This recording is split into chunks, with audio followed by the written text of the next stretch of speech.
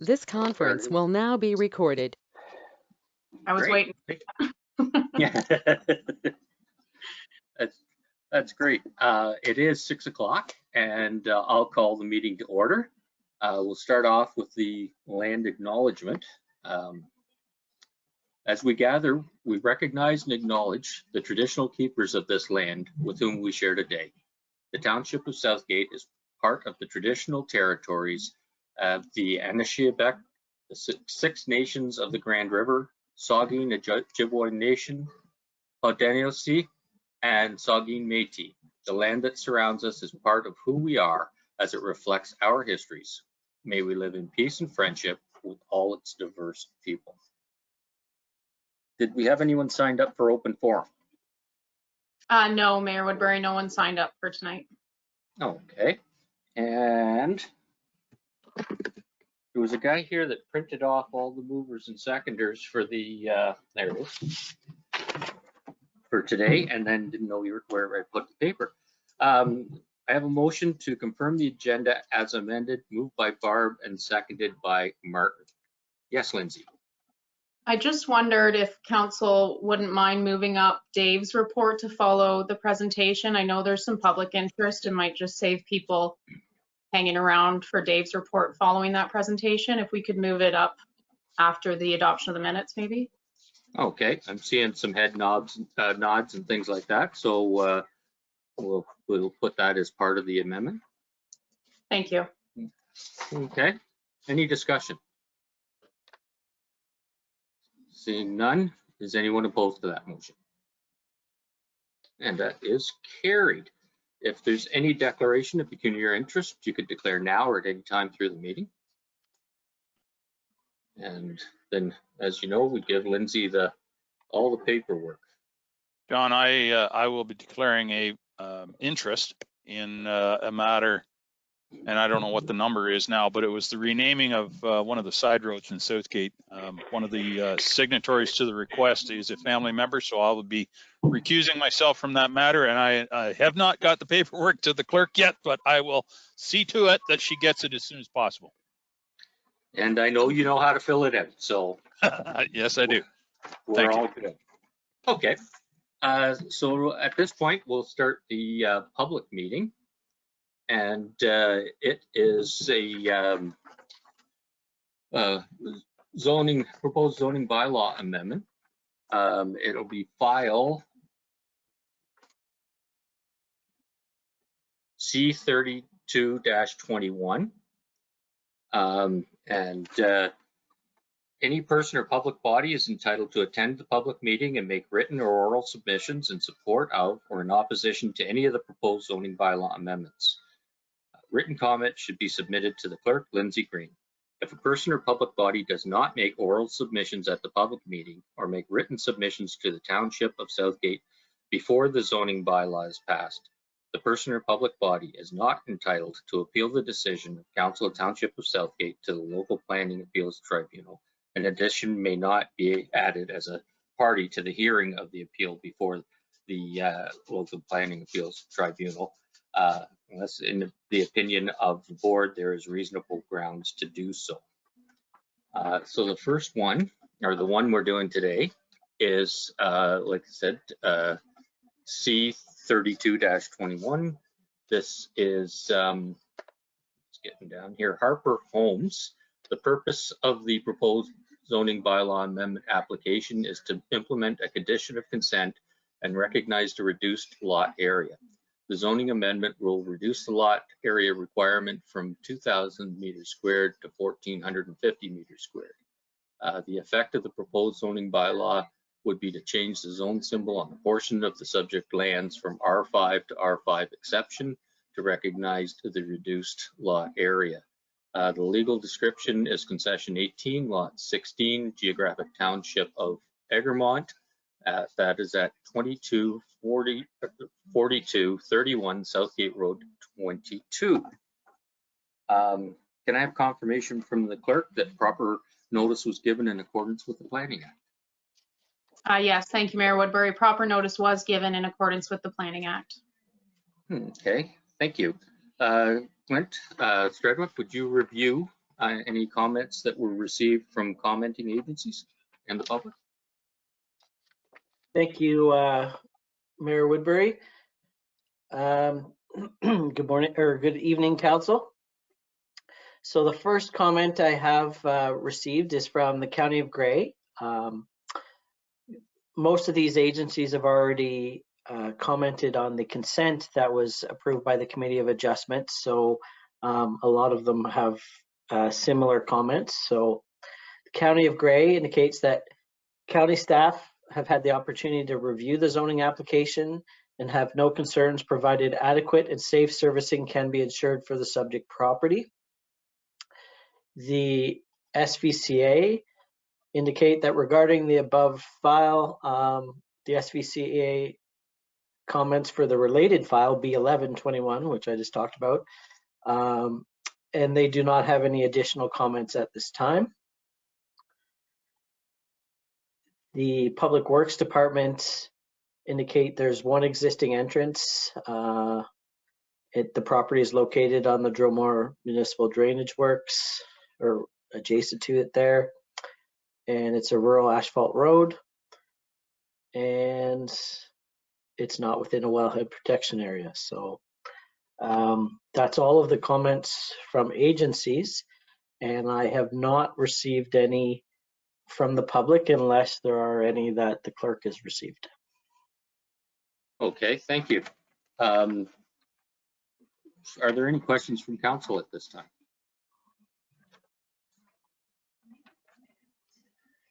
And I'm not seeing any. I'll now ask if the applicant or agent's present, and if you'd like to identify yourself by stating your name for the record, and if you'd like to make any representation.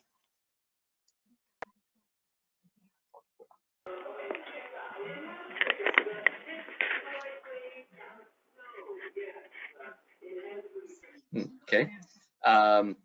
Is there anyone present that would like to make a submission in support of this? Not seeing any. Is there anyone present, excuse me, that would like to make a submission in opposition to this application? I thought we got unmuted. I was having a bird. I thought we got unmuted. Okay. Are there any questions from, further questions from council? Barbara? Mayor Woodbury, I have no comment on the file, but I'm just wondering, caller 5, I'm not sure if caller 5, Lindsay, is having difficulties, if they wanted to speak, or any of the other callers that are unmuted. Somebody was trying to speak, and just an observation. Yep, if anyone who's called in would like to speak, you are unmuted and we can hear you.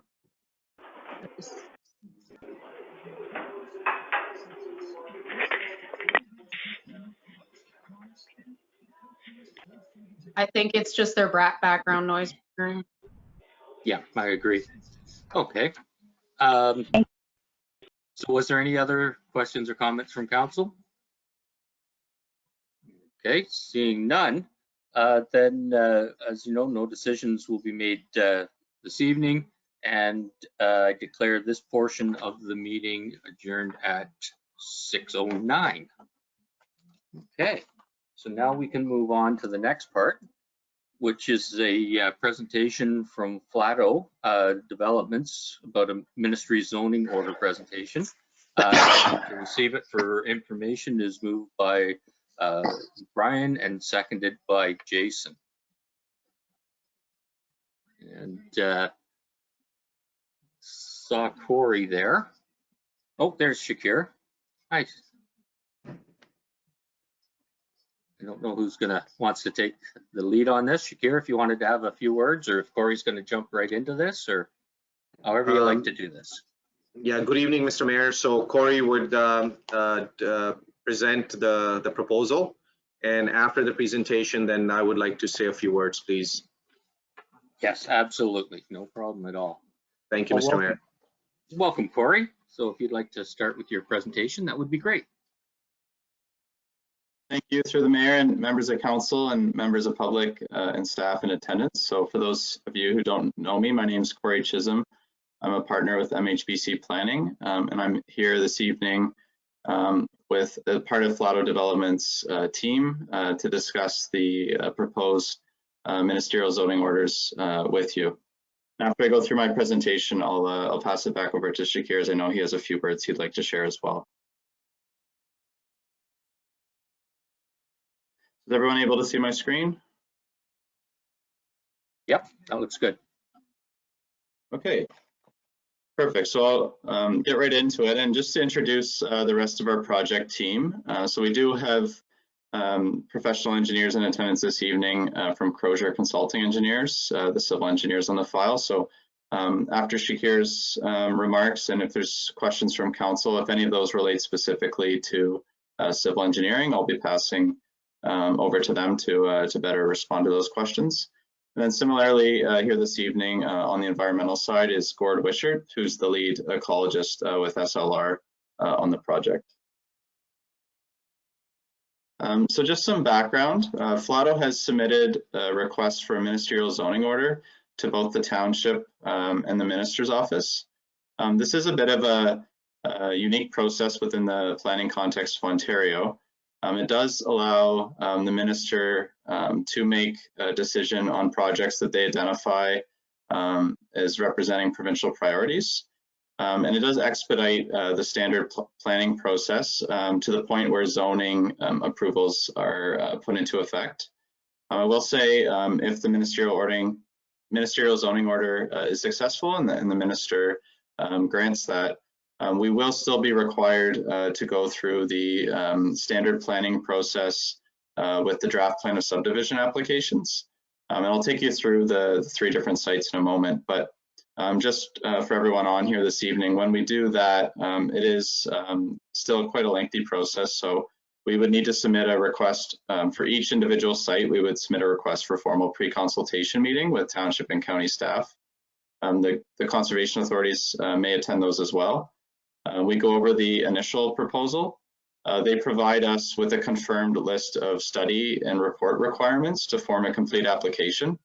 So our team then takes the comments back. We look at making any revisions to the subdivision plans. And then we have to go off and complete all the background work, which can include planning justification report, engineering reports that deal with matters such as traffic, stormwater management, functional servicing. There's natural heritage reports that look at all the things like potential endangered species or significant natural heritage features. We'd be tasked to complete an agricultural study, an archaeological assessment on each of the parcels, and there's a provincial approval process for those. Other studies will likely be required to undertake also include hydrogeology and geotechnical, and depending on the nature of each site, there could be additional study requirements identified. Once all those are completed, we would make a submission to the township and the county. We would come back before you, similar to what just occurred for us. We'd have a statutory public meeting, potentially multiple rounds of public consultation, depending on the nature of the development. We take comments heard back from members of the public, from council, and the various commenting agencies. And then there's we'd be making a resubmission of the plan, addressing all the comments, and sometimes there's a number of resubmissions that follow. It just depends. Sometimes it takes a bit longer to work through the comments. So while it would expedite the approvals from an official plan and a zoning perspective, there still is quite a process afterwards to go through before there be any sort of shovels in the ground per se, or building permits being pulled. We have to go through the draft plan of subdivision approval process. Following that, the consultant team works through the detailed engineering design and does pre-servicing. And then only once that's completed and a subdivision agreement's entered into, can the owner proceed to start to pull building permits. And some of the requirements before that can happen too is confirming that there is the required services in the ground, so that there's enough water capacity and sewage service capacity before any of those taps get turned on. Additionally, on the 3 parcels of land, there are certain components that would require an additional level of planning application known as site plan approval. So there's a number of apartment blocks you'll see. Those would go through site plan approval, much like we did on the Edgewood Suites seniors apartment. And on the southeast parcel, which I'll take you through, there's a large area of both industrial lands and commercial lands, and it's expected that as those develop with more specific concepts in the future, that all of those would be required to go through a detailed review through site plan process as well. So there is a number of applications, background reports, studies, meetings, and processes to go through should the MZO be successful. But what this does is expedite the initial step, which would be getting typical official plan amendment and zoning bylaw amendment approvals. So here's a context image to identify where the three land holdings are located as they relate to Dundalk. And the black dashed line you can see there is the current settlement boundary of Dundalk. So I have kind of taken the liberty to assume that north is that Highway 10 is going north-south and kind of oriented the direction that way. So the parcel we refer to as Dundalk North, you can see there towards the top. And for reference, that immediately butts the settlement area on the west side as well as the south. And on the west side is the Flato Glen Oak development, which is the first phase of that's currently under construction now. And we're working our way through the planning approval process on phase 2. The official plans amendments have been approved for that, and we're in advanced stages with the county and township staff on the zoning bylaw amendment and draft plan of subdivision there. Similarly, immediately south of Dundalk North is the White Rose subdivision, which first phase I understand is now complete, and I think they just recently received approvals on their phase 3. Moving on to Dundalk West, so that you can see that on the left-hand side of the image, and a portion of that landholding is currently within the settlement boundary of Dundalk. However, the balance of it is outside as we move west along Grey Road 9. Finally, the Dundalk, we refer to it as southeast parcel on your right-hand side there. And that is the parcel that the Eco Parkway extension is planned to traverse through. So that development would take advantage of that large infrastructure project that's planned to make that new connection from Ida Street over to Highway 10, and take advantage of that with a variety of land uses, as you'll see. So this is just zooming in on the Dundalk North parcel, and you can see there the right immediately to the west, what's kind of a beigeish color, looks like an agricultural field. That's currently, first half is currently under construction, second half is in advanced stages, and then immediately south, the White Rose subdivision is under development as well, and these aerial images tend to be a few years behind. So I'll take you now, and the plan has been oriented, again, assuming Highway 10 is going north-south. This is the concept plan for the Dundalk North parcel. And I will iterate that these are concept plans that have been developed to help inform the requested ministerial zoning orders, but these are by no means set in stone should the ministerial zoning order be granted. So the approach we've taken is the Natural Heritage Consultant, SLR, has identified the features on the site that need to be protected as environmental protection, and on all 3 sites there are portions that need to be protected, and we've identified those as environmental protection within the ministerial zoning order. And the balance of the what I'll call the developable portion of the sites, where you see residential or commercial or industrial land uses or parks or stormwater management areas, those have all been put into a development zone which permits those uses, and it's been crafted in such a way that there's flexibility. So as we would get into the more detailed design phase, there's flexibility to adjust road patterns, to shift parks and stormwater management ponds around, or even adjust unit typology. So again, we've developed these concept plans to help inform the ministerial zoning order, and this is a signal of intention of what the owner would like to proceed with, but it's certainly an early stage concept, and certainly would be open to further revisions to address comments as they may arise. So as mentioned, the Dundalk North Parcel, you can see here, it kind of fills in that existing corner of the Dundalk settlement area. There's 2 road connections shown to the west over to what will be the Glen Oak Phase 2 subdivision, or Carriage House, as the marketing name is known.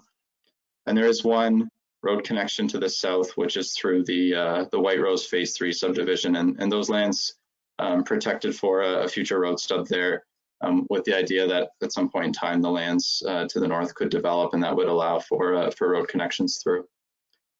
The yellow color would be small-sized single detached dwellings. The lighter orange color here represents smaller-sized semi-detached dwellings, and the darker orange represents smaller-sized townhouse dwellings. And as part of that identified provincial priority of bringing more housing supply online within the province, part of that is providing attainable housing. So while still providing market housing product, the smaller we can get those sizes, the more that helps at the end of the day with what the price point will eventually be. Move over to the Dundalk West parcel. And again, just zooming in, we have frontage on Ida Street on the east end. And then we do have frontage on Grey 9 Road as we travel out of Dundalk to the west. So here is similar to on the north, we have a concept plan prepared for the Dundalk West parcel. You can see here the road pattern. We have to work around where we do have road frontage on the portion inside the settlement boundary. The site, the way the topography works, it has been identified at this stage there would be 2 separate stormwater management pond areas required. So that's why you'll see 1 on either end of the development. The yellow, again, represents smaller size single detached dwellings. There's 2 parks, and we spread those out so that residents, no matter where they were, would be within a short walking distance. In the brown block you see there along Grey County Road 9 would be a rental apartment block, similar to the built form we've seen at Edgewood Suites, which is almost finished construction at this point. What's envisioned there is a 4-story rental apartment building. I'm sure you're all familiar, the Edgewood Suites was specifically designed and marketed as a seniors lifestyle building. I believe the marketing was for 55 plus. And there's here, it would just be for a standard rental apartment building open to anyone, so young families, seniors, or anyone in between. Moving on to the Dundalk Southeast parcel. And again, this is right in the southeast. And interesting to note here is both the southern boundary and the eastern boundary represents not just the boundary of Southgate, but also the county of Grey. So it is really in that bottom corner of the township and the county.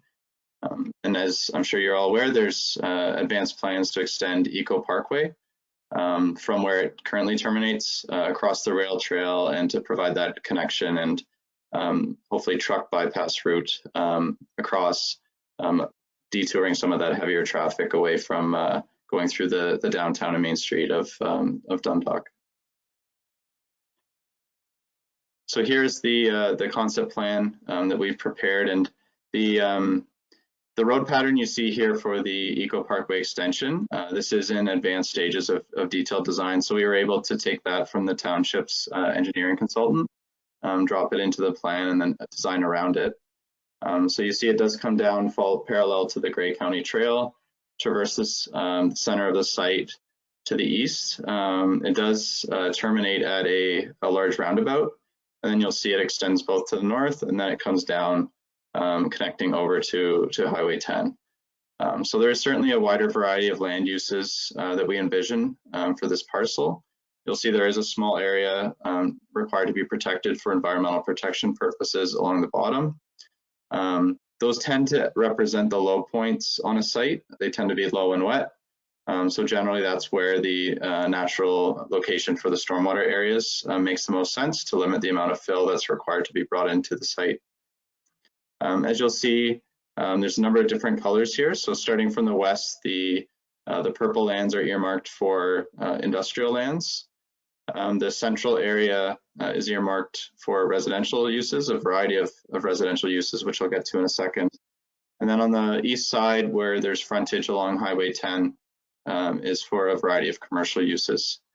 I'm sure you're all aware that the township currently owns this parcel and is formed an agreement with Flato to acquire a portion of these lands and to assist with that the development of the Eco Parkway extension. So where that's understood to be is the west part, where the industrial shown is what the township would maintain ownership of and act as essentially an extension of the Eco Parkway industrial area to the west across the rail trail. And then Flato would be proceeding to develop the balance of the property, as you see here, for the commercial and residential land uses identified. On the residential side, again, yellow represents smaller single detached units. We have a lighter orange color just south of the park, and this represents a new form of housing type that to my knowledge, hasn't been developed in Dundalk before, but that's back-to-back townhouse dwellings.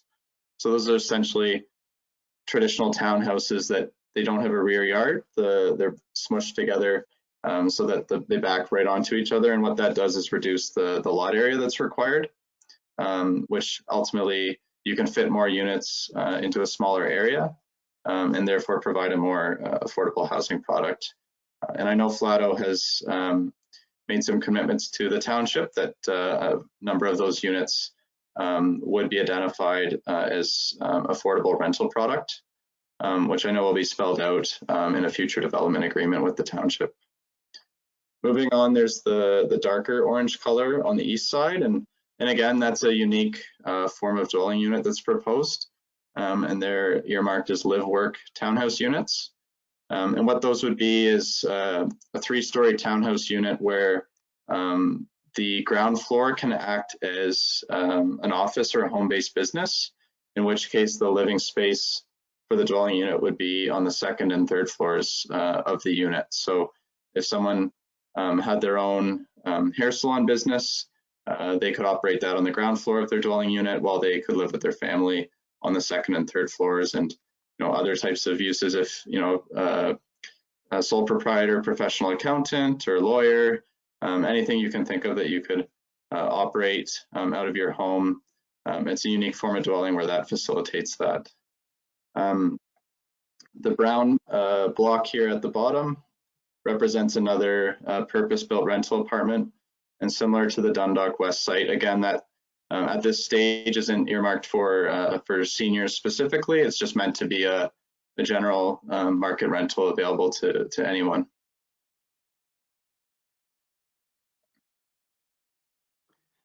So what are some of the benefits of the proposed ministerial zoning order? So it would address or help address the provincial housing crisis by providing additional housing supply of smaller sized dwelling types. And all those dwelling types I took you through, what are currently proposed through the concept plans are generally smaller size units for that built form. For example, the single detached dwellings are generally shown as 10-meter lots or 33-foot lots. And those are much smaller than the larger lot sizes you would see in the older, more historical parts of Dundalk, which would naturally, when those go to market, would provide a more lower price point and a more attainable form of housing. The same principle holds true for the balance of the proposed dwelling types. So the semi-detached dwellings are shown at a reduced frontage size, same as the townhouse dwellings. And then in the southeast Dundalk site, we have some of these more innovative housing forms, the back-to-back townhouse dwellings, the live-work townhouse dwellings. And then we do have the purpose-built rental apartments proposed on both the Dundalk West and the Dundalk Southeast sites. Additionally, in the totality, the proposed ministerial zoning order will provide true purpose-built affordable rental housing for the township. Similarly, there's many economic benefits. So it would provide a number of jobs. You have your traditional construction and trade type jobs, real estate type jobs that come along with the development of any sort of large subdivision or commercial industrial development. However, in this case, we also have large areas of industrial and commercial lands proposed. which depending on the ultimate end users would be providing more jobs right at home in the community of Dundalk. And by providing a residential neighborhood in close proximity to those, there'd both be the opportunity for people to potentially live and work inside their dwelling in the live-work townhouse dwellings, or if they live in the neighborhood and work in either the commercial or industrial area, they'd be in close proximity for either a short commute, walk, or potential bike ride. The 3 sites also provide new community amenities. We have a number of parks and trails proposed, and we would be looking to make connections to existing active transportation and trail infrastructure and enhance that as much as possible. Each site has 1 or 2 stormwater management ponds proposed, and as you've seen as Edgewood's built out, those stormwater management ponds really do become a community amenity feature with a naturalized landscape around them and walking trails incorporated into their design. Each of the 3 parcels do have identified areas for environmental protection. So those would be set aside, protected, and ultimately granted to the municipality for the long-term protection of those. The proposal, and specifically the southeast proposal, helps facilitate that extension of the Eco Parkway road. That's certainly an expensive endeavor for the township, and by having development on either side of it proposed, it will help to take advantage of that new infrastructure investment. And then overall, it provides a significant investment to the township over the long term, including the front ending of a large proportion of the development charges, which will help the township fund various infrastructure and public works projects. So with that, I'd just like to thank you. I will turn it over to Shakir. I know he has some words to share, and then I know Shakir, myself, and the rest of our team are happy to answer any questions as best we can. Great, thank you very much. And Shakir, welcome. Thank you, Mr. Mayor, and good evening, everyone. I think Corey has covered all the major points, but there are a few things that I would like to just add, and just would like to inform everyone. It has been a true pleasure working with the Township of Southgate. We started working in Dundalk with the Township of Southgate a number of years ago, and it's just been an absolute pleasure. The council, the staff, everyone involved. It's just been very good experience, and we have been working, and we've delivered on every commitment that we have made to the staff or to council, and it's just because of your support and your help. And we are once again here in front of you. If you ask me sincerely, it's an opportunity. It's a great opportunity for the township, for the people, for us, for all of us, that we have the province willing to work with us. And yes, you know, it's going to go through a minister's zoning order. That's a request from us. But let me be very clear: minister's zoning order, when it's issued, it doesn't mean a building permit gets issued. All it will do is to define the areas, and will basically create the area for with a designation for development, which will be approved by the township. So once the designation is there, that gives us the permission to work with the township and to apply for a draft plan of subdivision. And once the MZO gets approved, we come to the township and request for a pre-consultation meeting with the town, with the county, with the other agencies involved, such as the Conservation Authority. And we will be given a long list of things and studies that we would have to do. So once we submit those studies, our application deems complete, and then we have to go through a draft plan of subdivision application, which would require statutory public meeting or statutory public meetings. And if there's site plans involved, that would require additional meetings and additional public consultation. So we would have to go through a very long process before draft plan gets approved, and before we can start site servicing, infrastructure gets into place, and before we can start construction.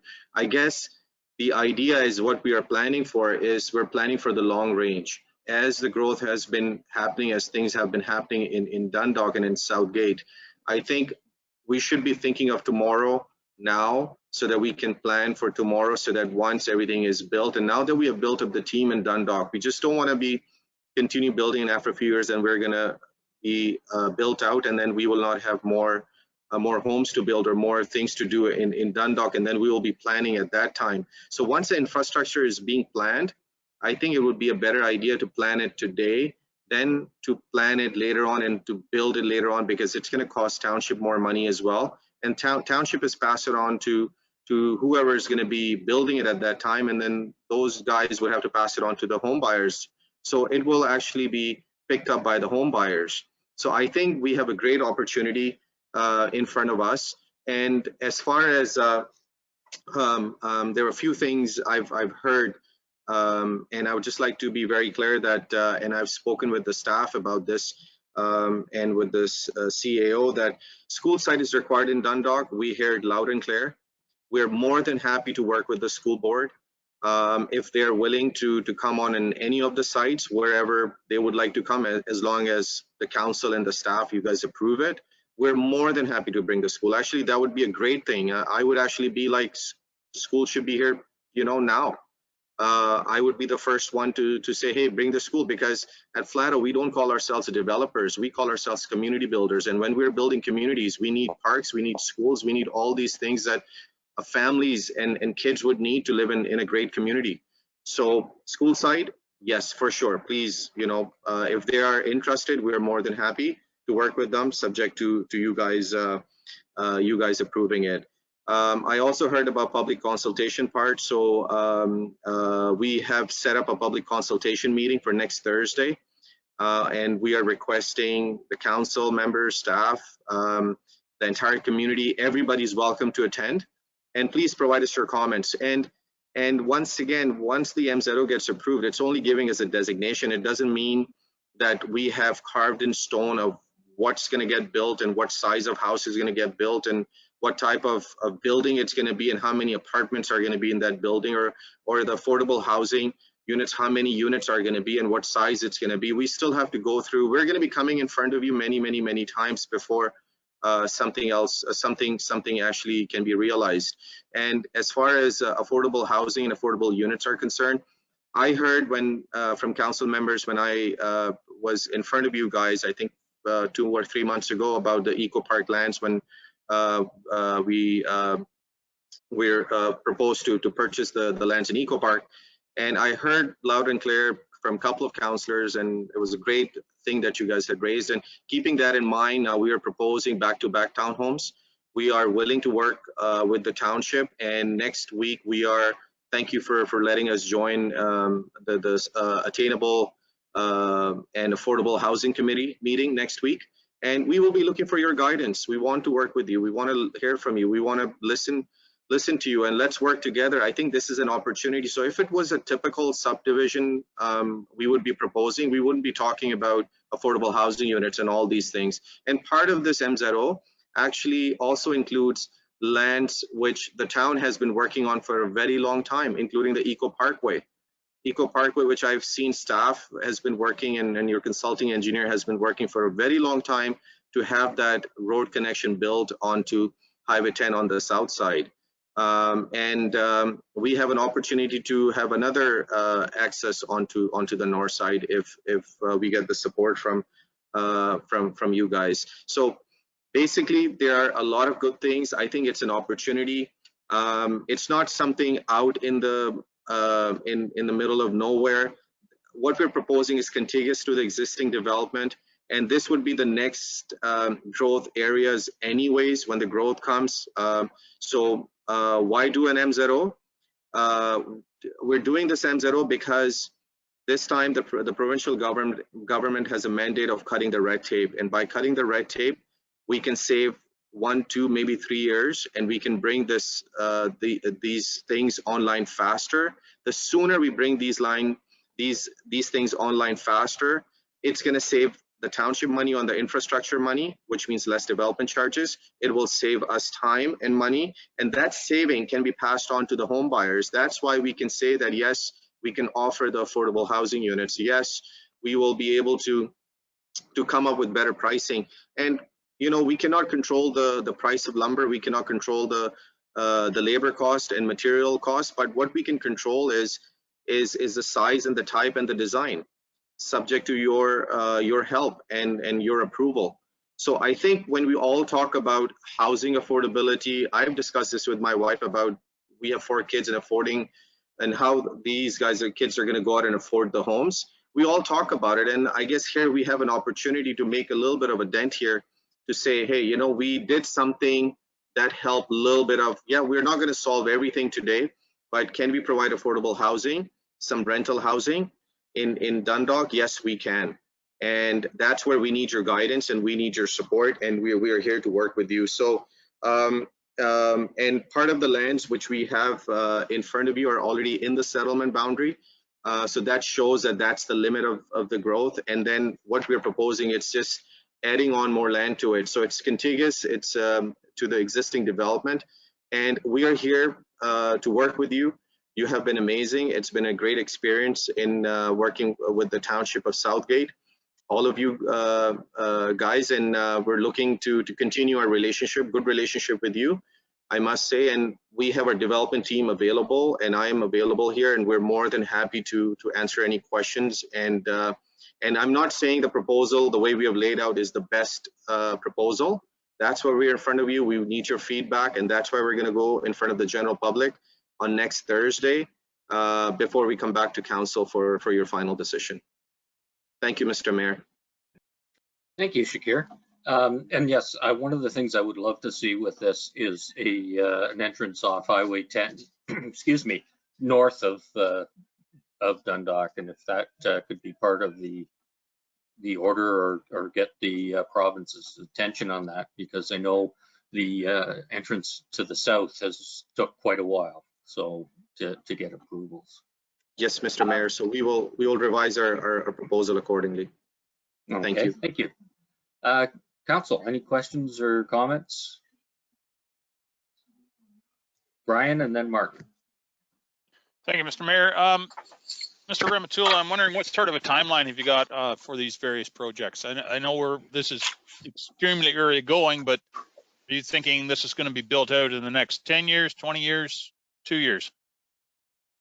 So if we get the support of the council and if things move fast, I guess you will have to let us know what would you like to see first, and we are more than happy to work with you. If you want us to start from a particular side, or if you want to focus on one particular thing first, we're more than happy to look into that, such as if you tell us you would like to see the affordable product move first, we're happy to work with you on that. If you say bring on the building or the school first, of course, we would need a little bit of housing with that to support for that growth. So we are flexible, but overall, if you look at it, practically speaking, by the time it all gets built, we're looking at 15 to 20 years. Thank you. Thank you. Thank you, sir. Okay, thank you. Martin. Yeah, thank you, John. Good evening, Shakir. Good evening, sir. There's one point that I'm looking at with the benefits of the proposed MZO with the Yes, where it says addresses provincial housing crisis by providing additional housing supply of small dwelling types. When I've just looked at I looked at all the different developments, and there's over 1,000 single detached homes that, quite frankly, will probably be sold to the exodus from the city. I'm asking you, sir, why not flip that and have more of the single detached, semi-detached townhouse dwellings back to back, live to work townhousing, and only a small portion of these 1,700, 2,200 square foot homes, which are not affordable to any residents of Grey Bruce and eventually the annexation with Melanchthon. So why not flip it on its head and do more of these, because that won't actually solve the housing crisis for getting younger people and younger adults in this market, not from a market down south, affordable housing. And I only see maybe 2 rental apartments. You know, this is something for Clint. We can do a zoning amendment to have 6 to 8 levels instead of the 4 at the apartments. We're looking at, for this area, to try to get people a leg up. And when I'm looking at 1,095 single detached dwellings, what's only been built, I don't know how anybody in Grey, Bruce, and Melanchthon can afford it. So would that be something that you would be looking at in the future? Like to flip it on its head and actually address provincial housing crisis? So just a Councillor question. Councillor Shipston, it's a very good question, and the comment that you've raised is a very practical thing. And we have to balance the type of homes we bring in so that we can provide the housing, the affordable housing, the back-to-back townhomes, the apartment buildings, those things. So apartment buildings, when we build them, we are doing this to basically respond to the housing needs. We're not doing it to make money. The back-to-back townhomes we're doing is basically we're offering, and the affordable housing that we're going to be doing, that's not what we're doing to make money. So can we add some more townhomes and be more creative about the plan? Yes, we should. We can be. We will definitely go back, and we'll definitely take your comment into consideration, sir. It's a great comment, but we have to provide a balance. And and definitely we will, sir, go back and we'll see what we can do about the plan. Thank you so much. Yeah. And one more question, if I can. Yes, I have two questions, right? Yeah, and Madam then Barb. Clerk and what have you. The other one, oh yeah, the other question I have is totally different, because you and both Corey were talking about consultations. With all these MZOs, MZOs, depending on your ethnic way of speaking, there's been quite a few in the last year and a half. And there was one that was brought up to the court because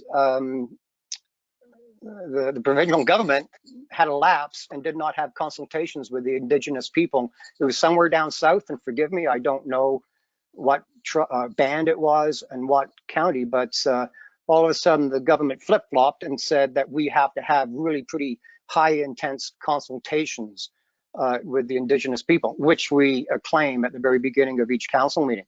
Has that been addressed yet? So because I'm pretty sure when I read it, that was even a prerequisite even to put an MZO in towards council, because the government, realizing they made a mistake, deflected it back on that local municipal council. And I certainly don't want to get in trouble for that. So has that kind of thing been done yet, or is it coming up? So Councillor Shipston, once again, it's a great comment, and we need to be consulting with the First Nations, Six Nations over here. We have worked with them in the past in Dundalk, and I understand the township is going to make us enter into a development agreement. We have to start from somewhere, so this is our start with the township. And in the development agreement, one of the conditions I understand the township is going to put will be for us to consult with the Six Nations. It's not just consulting with them on day number one. The way the consultation works with them is all the studies, the work that we do, the environmental reports that we do, the archaeological work that we do. We have to consult with them before we go onto the site, and when we're on the site, they have to be present and we have to work with them. So it's an ongoing process. It's not just, hey, you know, I'm doing this and thank you. No, it's an ongoing process. That's my understanding in working with First Nations, and basically they want to see that we're transparent with them, we're working with them, we're open and honest with them, and we have worked with them, and great people, Six Nations. Amazing people. We have dealt with them a few years ago in Dundalk, and we have gone through the sites with them in the past, and they come out and they make sure, and they want to just see that everything that we're doing is good. And we will 100%, sir, will be working with them, and we have to work with them, and not just because of this MZO, but even regardless of if we were not even doing the MZO, we would still consult with them, and we will work with them. We'll work with the Conservation Authority. We'll work with all the government agencies such as the MTO, Ministry of Environment. So there's a long list of things. That's why I say it's going to take long. It's not, the MZO does not mean a building permit is getting issued. So it's basically carving out and just saying that, hey, you have this designation. And that's what I was saying earlier, sir. We're going to be in front of you many, many, many times before anything can happen. And it's going to go through a long process. And it's good to see that the township has an attainable housing committee, and like I said before, we are going to be attending next week, and we will be seeking guidance, and we're going to be looking forward to working with that committee and with the council and staff. And if there's anything else required, 100% we will be there. And we've been in Dundalk for so long. talk to any of your staff members, ask about us, any commitment that we have made to anyone.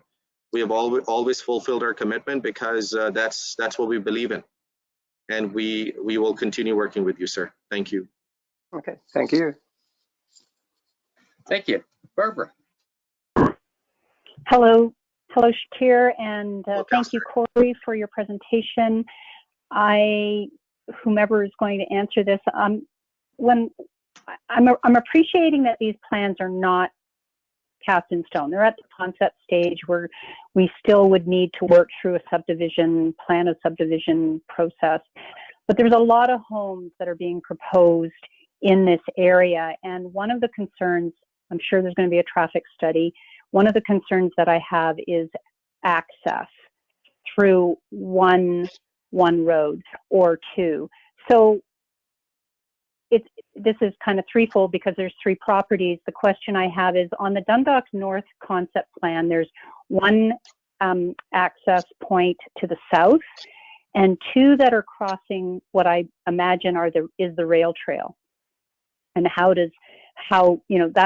would this be addressed at the subdivision stage, or should I be concerned about that at all at this point? And also to the north is another access point, but that property are you proposing that if we go this route to the 3 MZOs and now there's additional property you're going to purchase, and then we're going to have another 1,300 homes to the north of that, and to the north of there's an access point on the west, Dundalk West, and I'm just, because it all has to do with access, this one question, there's multiple access points on the Dundalk West concept plan with an additional 2 to the north. So it makes us think that there's more in the works, more plans for more houses. And then on the Dundalk Southeast, like, I know this is all about access, so this is the one question I have about the access. The Clinton's got his hand up.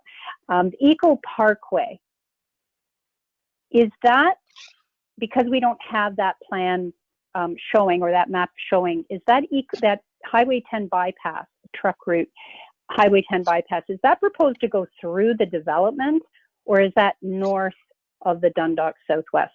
So that is my access traffic concern. I do have another question after that. Okay, if we could let Clint just kind of jump in here for a second, and then we can hear from you, Sure. Shakira, if you don't mind. Thank you. Sure. A couple things with the access. You had mentioned that there was a couple accesses that sort of stop at the northern limit to some of the concept plans there. The township asks for that almost in all the cases, because if you don't, it basically, in a sense, sterilizes the property to the north, where they only have the ability to have one access 50 years down the road, whenever it gets developed, if it gets developed. But the point is, if you don't have that access there, you can't do it in the future unless you bulldoze somebody's home. So Okay, that's thanks. why we always ask that for all subdivisions. As far as the bypass, the road that was shown sort of curving through the what is it? I think they call it the Southwest, which is the township-owned lands, or Southeast, pardon me.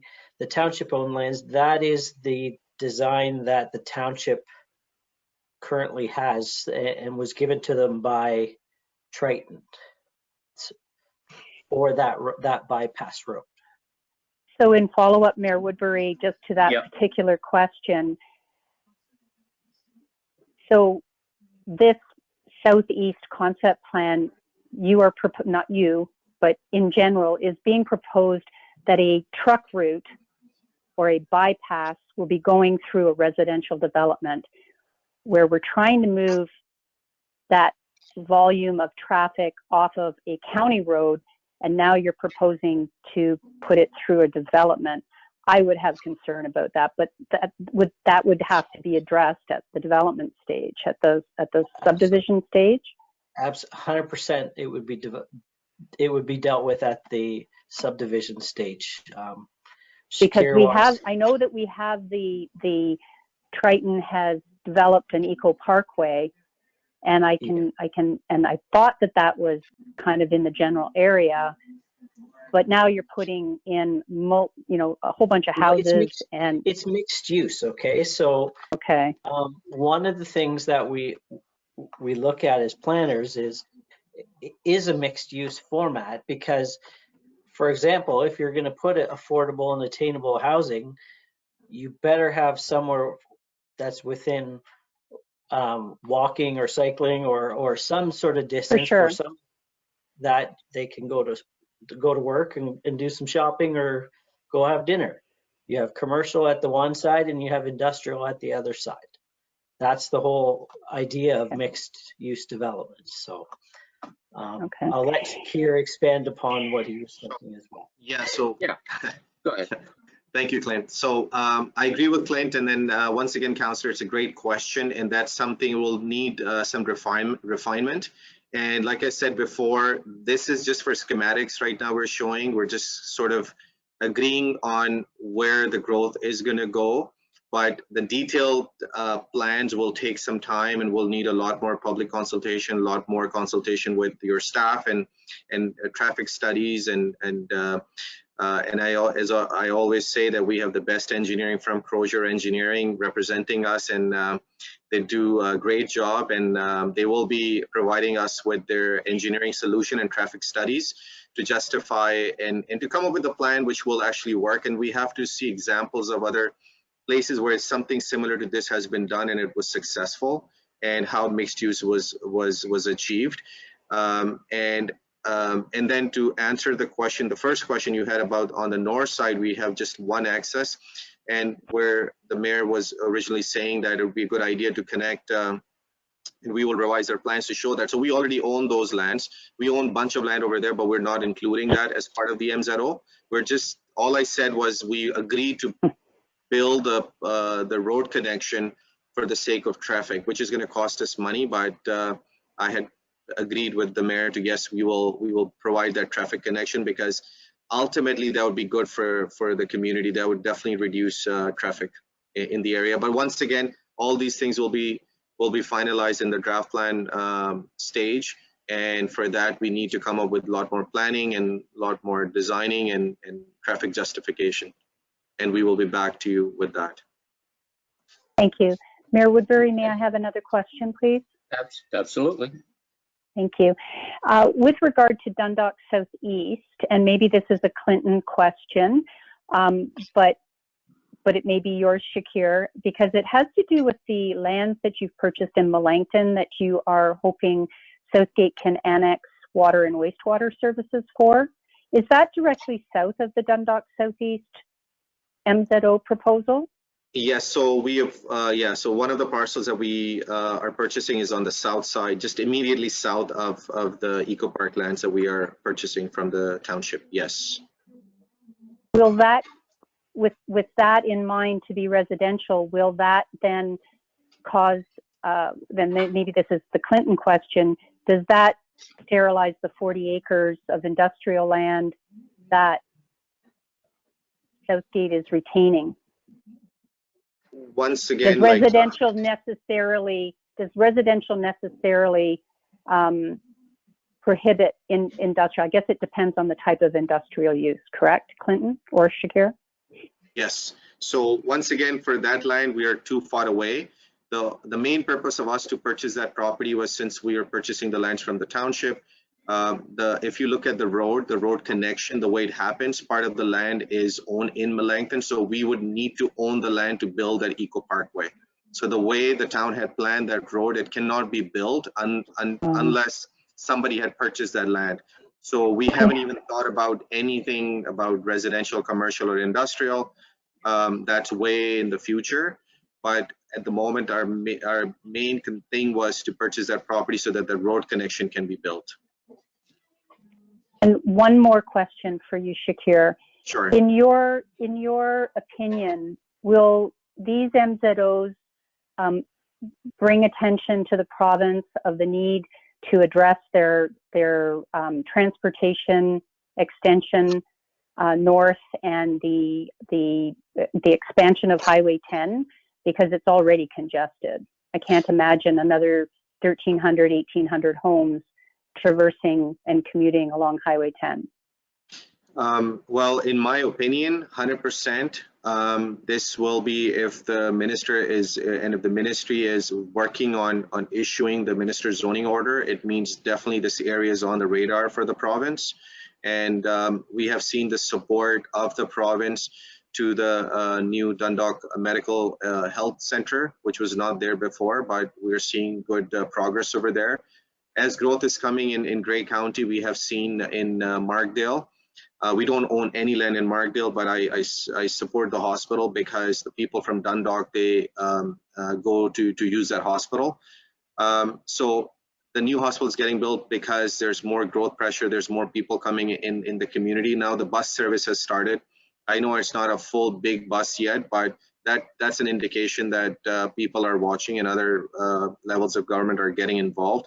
So to answer your question, 100% in my opinion, 100% this will be seen as a positive thing. And I think by working with the province, I think it opens a door for the township to start talking to them, not just about the Highway 10 thing that you mentioned, but other needs as well.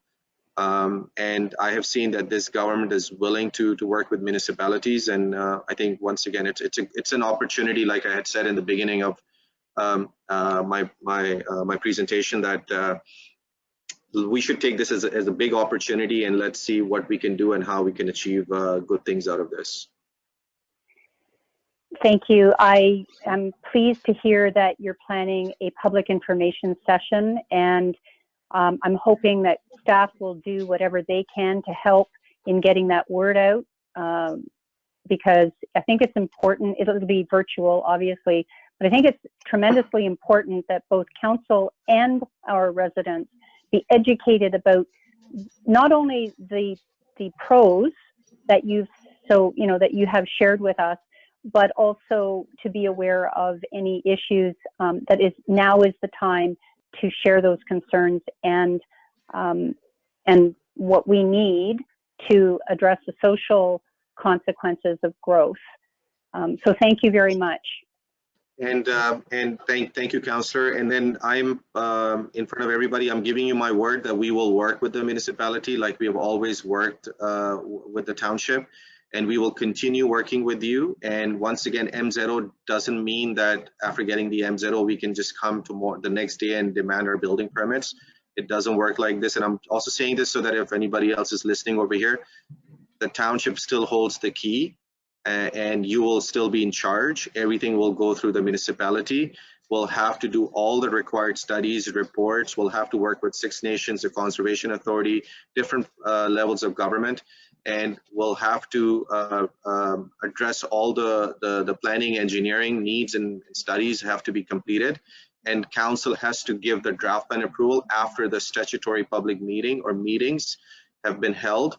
And then we will be able, only then we can proceed to think about bringing in infrastructure. So we still have a long way to go, and I'm giving you my word. And we're just, not just saying that it's my word, we're willing to put everything that I have said in a document, which will be called the development agreement with the township.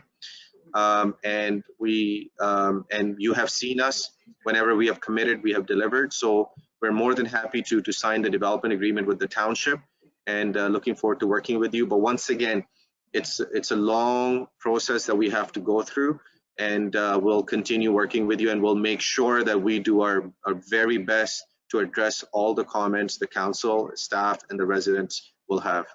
And I'm sure at the end of the day, everybody will be pleased. Great, thank you. And there'll be all the public meetings as well. So the public has lots of input. So we'll guarantee that happens. Does anyone else on council have any further questions? Jason, and then Michael. Yeah, good evening. I guess piggybacking on what you just said, Shakira, I have no reason to doubt that you're going to say what you said. You have. I will agree with that. I found Thank an you, sir. article here about MZOs, and in the article it says that MZOs can derail official plans and bypass environmental assessments with no allowance for public or input or appeal after the MZO is issued. That gives me a little concern. I'm taking you at your word. That's fine, but in the back of my mind, it seems like you're trying to go around us.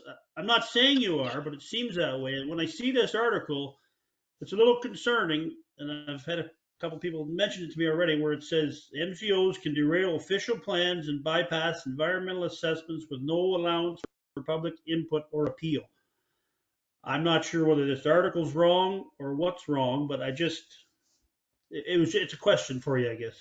So Councillor Rice, it's a very good question, and often people have asked me and said different things about reading different articles. I don't know who's written this article and why it was written, but I can assure you, I've had experience with this kind of proposals and MZOs before, and I have never seen anybody skipping anything.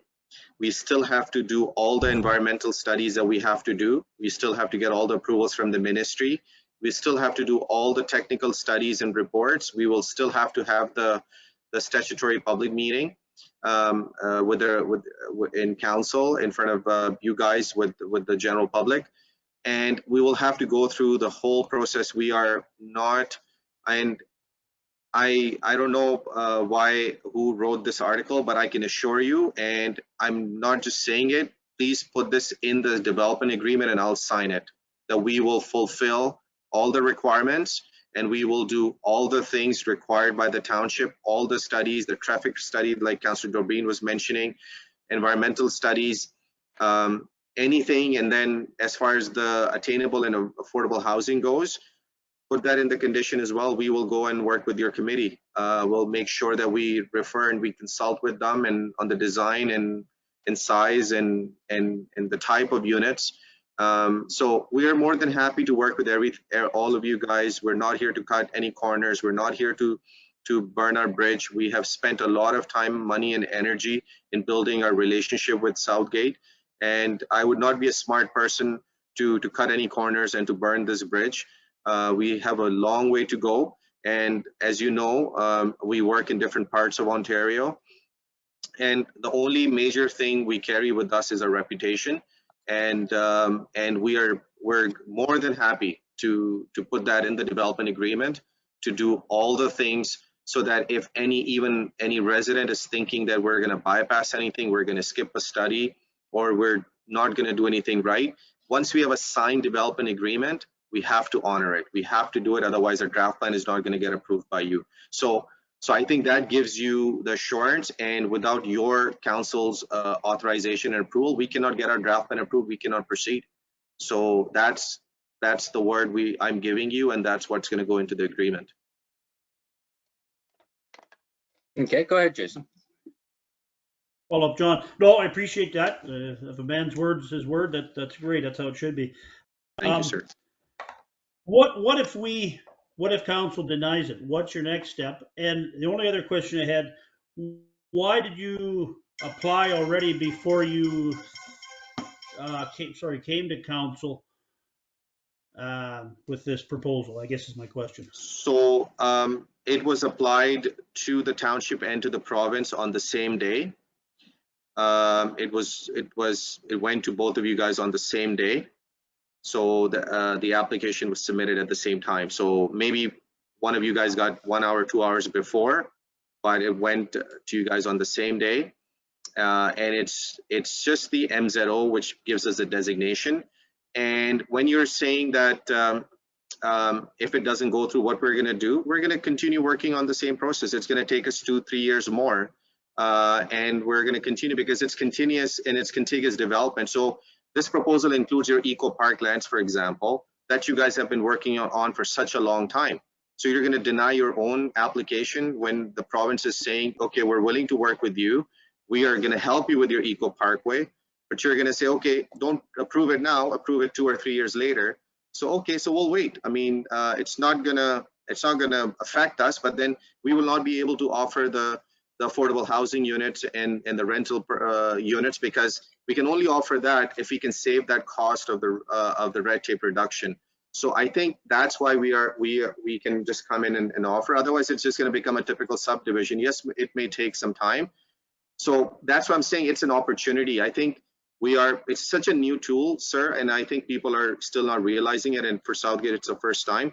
So I think we have to think about it, that it's an opportunity. And like I said, it's going to take us a long time to get to the building permit stage. But it's a great opportunity. It's something which you guys have been talking about. It's basically responding to the needs. Like, your council has a committee which says we need affordable housing. Here we are saying that, yes, we're willing to offer it to you. And you guys have been talking about we need the eco park, but here we are, we're saying, okay, we're going to build the eco park with you. You guys have been talking about industrial lands. Here we are, we're saying that, okay, we're going to work together. So I think it's collective. I think it's just not my proposal. It's your proposal too. It's like we both are, technically we both need it. Like it's for us, it's the community needs it. We all talk about housing pricing and affordability. I think this is the opportunity. This is our time. So that would be my honest, sincere answer, sir. Like, this is our proposal. It's not my proposal. It's the township and our proposal together. It's us. It's not just Flato. Okay. So anything else, Jason? Well, just no, I appreciate that, what he said, for sure. No, yeah, I'm just a little worried the optics towards the public is going to be a little, that they're just. See, I understand you just explained it that it's not that you're not bypassing nothing, but I kind of wonder if the optics in the public is going to be that we're letting this developer do that and do this. And I guess going back to one more thing, when you said you would not be able to provide affordable housing if this did not happen. Nothing against you. I want developers. I want everybody to make money. I'm a capitalist. I love, and I'm for reduce all the red tape. But when you say that, unless we do this, you can't afford or you can't provide affordable housing. I think we've got this committee and everything. I think that says something about the builders, and not you. I'm just saying all. I understand that. I said that all along. Why are you going to come in and build a house that you can sell for $900,000 or $500,000 when you can sell it for $900,000? Anyhow, that's fine. I'm just a little worried about the optics towards the public, thinking that, look, we're just letting this company do what they want. And it's a question I got to ask. I appreciate you saying that you're going to give your word, because that should mean something. And that was my opinion. Thanks. No, sir. And I respect your comment, and you're doing a great job by representing your residents, because you have to ask these tough questions. And I'm just being honest about it. And like I said before, we are going to be signing the development agreement to make sure that we're not going to skip any studies. And as far as the housing and the attainable community is concerned, we are going to be there next week, and that's the reason we are going there. I guess because you guys are pushing us, your staff is good that they're already pushed us to go there to talk to them. So we didn't have any plans for affordable housing units, to be very honest. We just had typical housing subdivision homes, call it. And it's your staff. They told us, if you want to come up with a decent proposal, this is what we are going to be looking for. So I commend your staff for doing this, and what you guys have done a good job by having a committee, and that's why we're going to be there next week. And I'm not saying I'm right. I'm here to learn, and I'm here to work with you. So once again, we're going to put everything in writing so that you can respond to your residents and you can confirm it to them. And then you're doing your job, so I'm not feeling bad. You're asking the right questions, sir. Okay, thank you, Kieran. And I agree, Jason, and that the answer is we'll have it in writing and be able to show people that we are looking after that. So yeah, thank you. Michael. Good evening, everyone. And my main concern is that I think we're going at this the wrong way. We're going too big, too fast. Our infrastructure is not there. I mean, I've got residents coming to me that's been saving for, 3-4 years for a down payment on a house, and now that houses have hit $1 million in the development up there. They don't see any way other than moving further away. So the jobs are not here. I mean, when I get this thrown at us, the way we got it thrown at us, it's just like, why is he trying to do all 3 properties all at once? Like, you know, we don't have the schools. I live right beside a school here. Every day, it's a nightmare to get the kids to and from school. I took my granddaughter this morning, and you almost get ran over going to school. Like, there's no sidewalks completely to the school that the kids got to cross. And now you're going to build another subdivision and another subdivision. You know, we had a committee come to us, or we had a report there a while ago with our industrial land down there that we should not be putting residential in there, that we should just lay that all as industrial. Now you're going to run a truck route right through a residential area. I don't know. I just think we're just trying to go at this too fast, that we need to slow down and make sure we're getting things right, because this looks like way too much development for small town Dundalk. Go ahead, Chicken. So great comments, sir, and I respect your comments. And first of all, it's a long-term program. It's not going to be built in 12 months. It's going to take at least 15 years for us to build all the things which are shown on these maps. And as far as the school is concerned, we are more than willing. We're more than happy to work with the school board. If they're willing to sign an agreement with us tonight, I'm happy to sign it with them tonight, subject to the council's approval. So school board, they bring the schools over here. If they need the land, we're more than happy to accommodate them on anywhere on the property. The plans, the concept plans that we have shown to you, they're just for schematics only at the moment. Once again, we will still have to come back after all the technical studies are done to come back to you for guidance, and we'll still have to go through a lot of public consultation. And before we know what's going when and what's going where, so we still have a long way to go. And I think it's a good thing that we're planning ahead. We're planning ahead so that it gives staff the requirements of the infrastructure need. So the sooner you build the infrastructure, the cheaper it's going to be for the township as well. So the sooner we plan, we are just planning, we are not building. See, I think the major concern with sometimes it happens is community residents, and I don't blame them because they don't do this for their daily business. We're just planning at the moment. We plan, we design, we get approvals, then infrastructure comes, then we service, then we build, and then it's a 10, 15, 20 year, maybe it's 20-year plan. So I can assure you, sir, is growth coming? Yes, growth is coming. It's going to take time, and then the sooner we can build homes, the more the affordability is going to be. As far as housing prices are concerned, they're not just going up in Dundalk. Unfortunately, they've gone up in entire Ontario, maybe in entire Canada, the way I read it in papers. So that's a problem we have. That's a problem we face. What we can do is we can cut the red tape. We can come up with different forms of housing, different kinds of housing.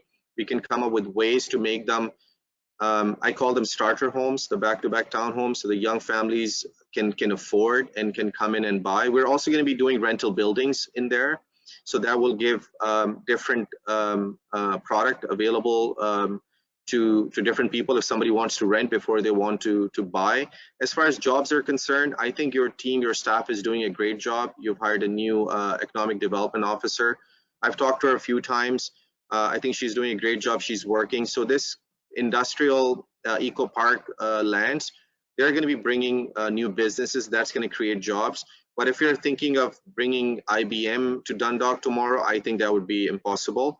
But you know, things are happening. Things take time. It's been happening slowly. It's going to happen very slowly. Growth is going to come very slowly. Homes are going to get built very slowly. It's going to happen slowly, but for surely it's going to get there, but it's going to take time. But once again, it's a long-term process. We are just planning, and we still have to go through a long way. So I understand your question, sir, but we will be consulting with you. And as far as the school is concerned, it's required in the community. I understand, I get it. I'm willing to work with the school board any day of the week, sir. Okay, thank you, Shakira. Jason, You, and then Dave.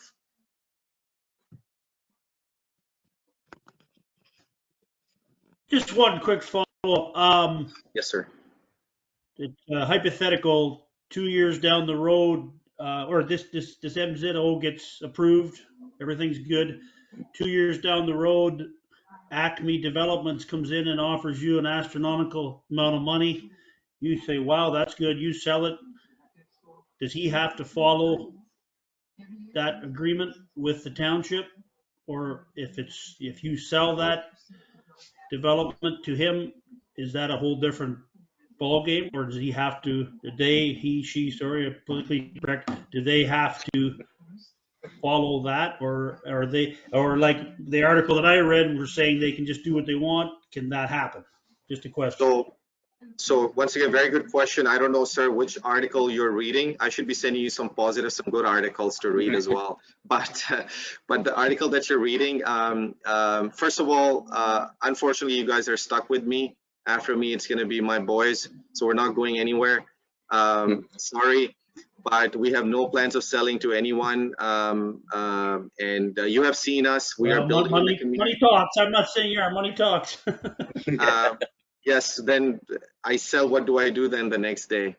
So I was born in the construction business family. My grandfather was in this business. My dad was in this business, and he brought me to the business. So there's nothing else that I would enjoy more than doing this. So fortunately or unfortunately, Flato is not going anywhere. We are here. And as far as if we were to say sell the land to anyone else, the agreement that we sign is stuck with the land. It's like draft plan approval. So once a draft plan gets approved, all the conditions, whoever is developing the property, they have to follow the same draft plan conditions. So so everybody will have to honor that agreement if anybody else was to come. Okay, thank you. Thank you. And if there's anything else, please feel free to call me. I'm happy to work with you guys, sir. You guys are raising good questions, and Councillor Sherson and all of you guys as well. If you have any questions, feel free to give me a call. I'm more than happy to respond and to work with you. And I respect the comments raised by the residents. We have to respect them, and we have to make sure that they are treated fairly and they're being informed properly. And I respected that you guys are being good counselors and you're passing on their concerns and questions to us. And it's our job to respond and to satisfy them and to make sure that their questions are answered. So once again, if there's any questions, ask me today or next Thursday. I'll be there, and our team will be there. And feel free to ask us questions next Thursday or call me at any time. I'm more than happy to work with all of you guys. We just want to make sure that we all are happy, and then at the end of the day, we get something which is good for the community. Once again, we call ourselves community builders for a reason, because we believe in building communities. And we're gonna, by the time we've finished Dundalk, and once it's done, I want Dundalk to be an example. We should be able to take it to other communities and other municipalities, and we can say that, look at this is what we did. And I have letters from the mayor and all the councillors signed that they liked us. So we're looking forward to continue working hard, and we'll make sure that the residents are satisfied. I saw Brittany Robertson from our team, our engineer. She wants to say something with mayor's permission. Just before I get to Dave, we'd love to hear from Brittany. So go ahead. Thank you, Mayor Woodbury. Hello, Council. I just wanted to quickly pipe in as a non-planner, specifically for some clarity on Councillor Rice's comment, because I had the same initial understanding of MZOs, and I think a lot of people outside the planning world get the same initial interpretation.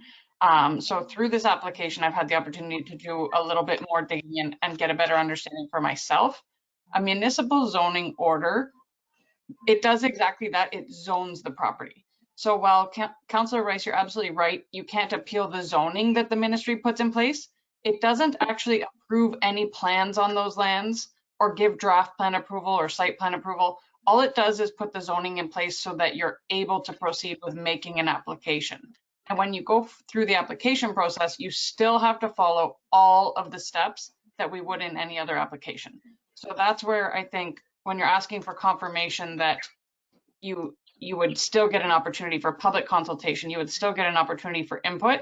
It would be the same as any other draft plan application where we would do all the studies, we would submit them to council, to Dave and the township team, as well as their engineers, and any applicable peer reviewers, and all of that would come back to council to approve.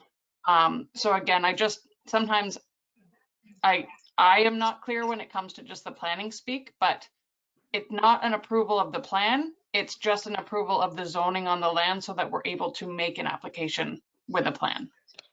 And I hope that that provides some clarity and some confidence that you'll still have the opportunities to have input and have public consultation and have all of these other good comments that have been brought up tonight addressed throughout the process. Okay, great. Thank you, Brittany. Dave. Yeah, I just going to recommend that maybe we get the report that is presented to go along with this discussion on the table, and maybe Clint and I can, share with you the research that we've done and in the discussions and meetings we've had with the Flato group. Okay, sounds fair. So then, if it's okay with council, I'll call the question on receiving the presentation for information. So is anyone opposed to that? Okay, and that is carried. And then we have, it's item 10.4.1. Mayor Woodbury, Councillor yeah. Rice has his hand up. He's been waving at John, you. if I could. Yeah, sure. I'm not opposing it, but in the past, when we've received it for information stuff, that was saying we didn't, or we accepted it. So am I wrong there? Well, I'll let Lindsay answer this, but I believe we're just saying that we accept this presentation just strictly for that, for information. But Lindsay, if you could explain it. Okay, no, I'm just checking because, yeah. No, Mayor Woodbury, you're correct. We're just receiving Corey and Shakir's presentation, just as they verbally stated it, just as information for tonight. Good. Okay, good. Yep, thanks for asking. Barbara? So through you, Mayor Woodbury, and I think just to clarify so that we can say it verbally, that unless we pass a resolution stating that council supports the application of 3 MZOs and direct staff to forward a letter to the province, nothing happens. We formally have to pass a resolution that we support the request. Is that correct, Lindsay? Yes, there would be formal resolution passed. I'm not exactly sure on the semantics of it, but yeah. That's I don't know what the wording would be either. Yeah, but there would be formal resolution passed. This is just for information right now. Thank you. Okay, so then we're moving on to 10.4.1, and that is Mayor Woodbury? Yep, go ahead. Just to follow the agenda, if we just do the adoption of the minutes quick. Oh, okay. I thought when we amended it, we were going to go to this right after the presentation. I did say after the minutes. It probably doesn't matter, but. Okay, I should listen to you. Minutes first, please. Thank you. Okay, so we have the adoption of the minutes from, let me go back here. There we are. From December 15th and 21st, and that is moved by Jim and seconded by Michael. Any discussion on that? Seeing none, is anyone opposed? Okay, that is carried, and we've made Lindsay just a little bit happy on that. See, there's a smile. 10.4.1 moved by Martin, seconded by Jim, and this is Dave's report on the proposal. So Dave, if you'd like to give us any highlights or tell us about your report.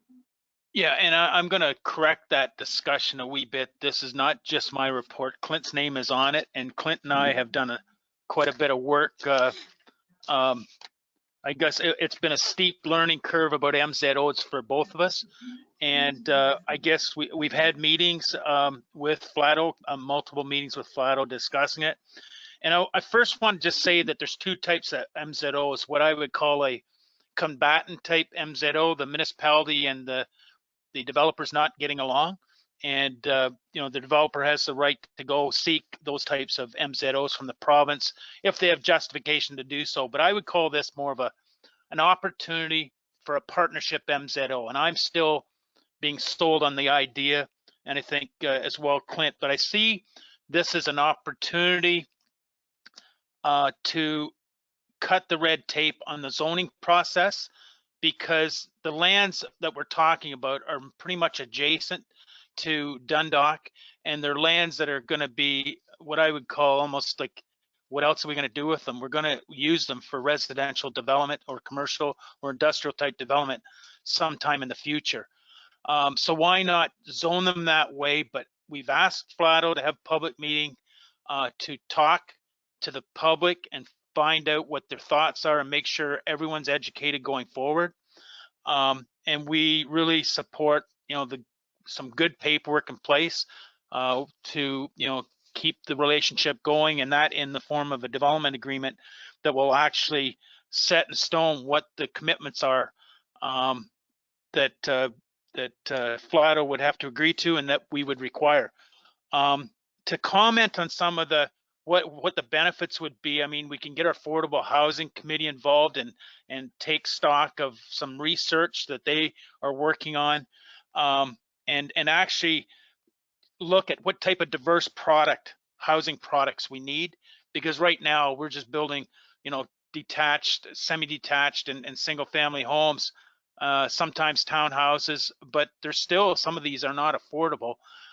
So that's where we see we can expedite and get some of this more diverse type housing product out there, and allow people to start in a back-to-back affordable type home, or a home that might be above a business unit. But the MZO has, I think, benefits that I wasn't aware of. One thing that I think is critically important is access to Highway 10 to the north, and that can be something we can petition in the MZO request resolution, that we have an access issued by the minister, and that the MTO would have to issue that access as part of the MZO discussions. One major problem we have is addressing the education piece and available lands.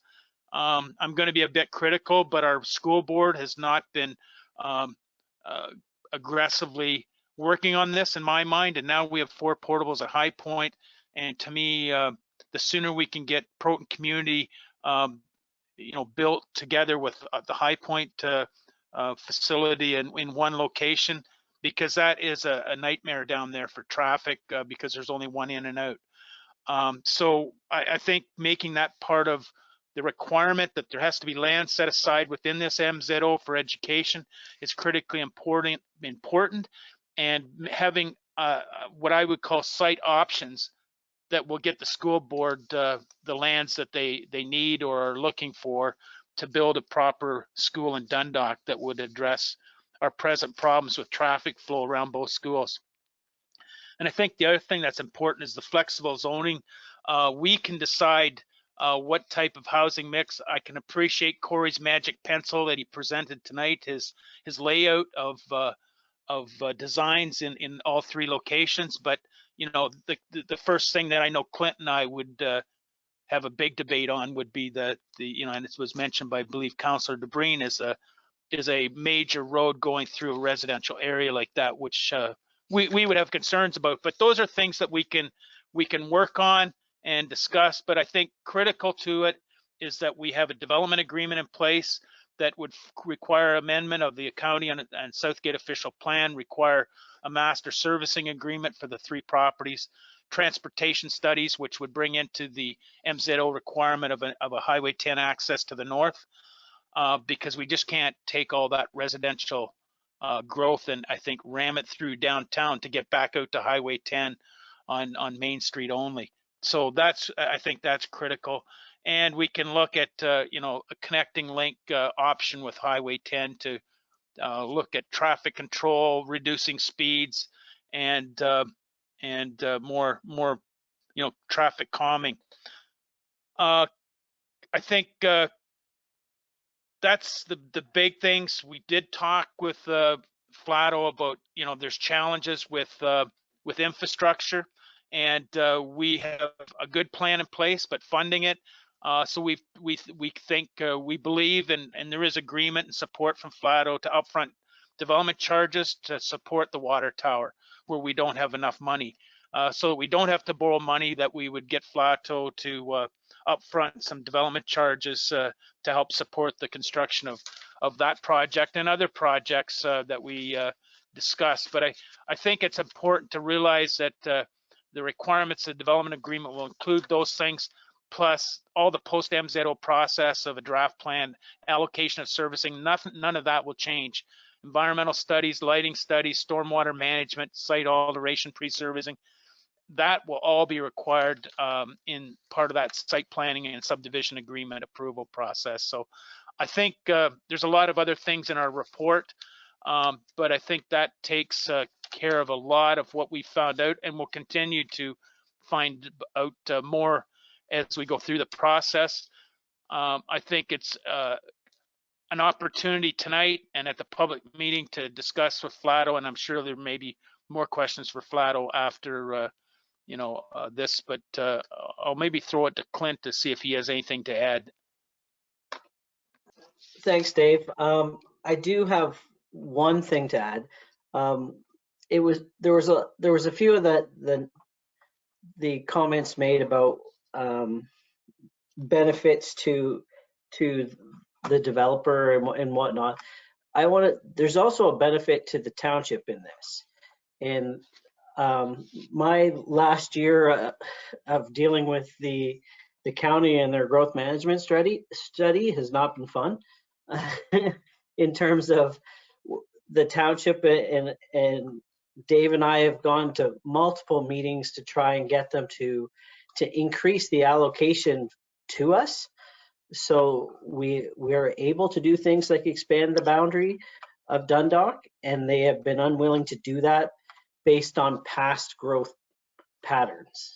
Well, it's a different world now, and Dundalk is growing, and they seem reluctant to recognize that quick enough to allow us to plan for it. And so this is a benefit to us to help us justify getting these lands in there. It helps us with our eco park expansion that we've been working at, I don't know, 5 years or so, trying to get that approved and done. So it's not all one-sided. We certainly get some benefits out of this, and we get a bypass road out of this, which it will help with truck traffic going through the downtown. So there's definitely more than just one side to this approval, that's for sure. Okay, thanks, Clint. So, council, any more questions or comments? Jason and Barbara.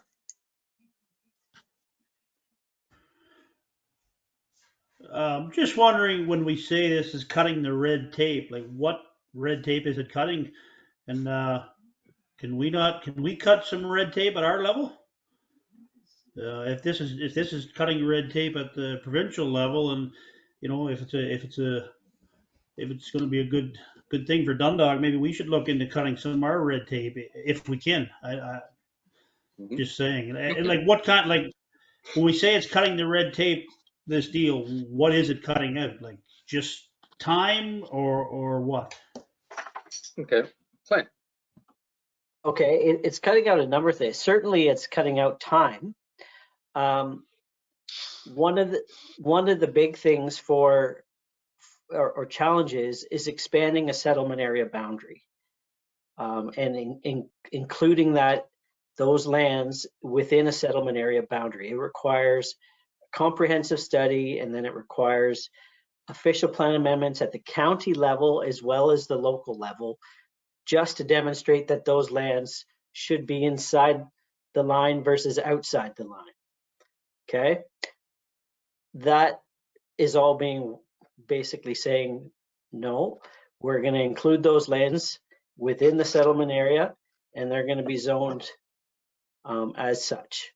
The zoning will allow the development to happen, and then as part of a development agreement, we can say, or as part of our official plan review, we can then update our plans to reflect that without challenge from the county, who have been the primary ones, I guess, putting the brakes on, if you will, with respect to just a policy change. And for us, I think it's a big benefit for us to avoid that red tape, in the sense that we're just talking about putting some lands in the settlement area versus outside of the settlement area. So for me, that's a big hurdle. That if you saw the study for the comprehensive review for phase 2, it's enormous, all for one small section of and that's for phase 2 of Glen Elg that was approved. So to do that again and again and again, because as Shakir said, he's going to do the same what's proposed now or similar to is going to be what he's proposing 5 years down the road.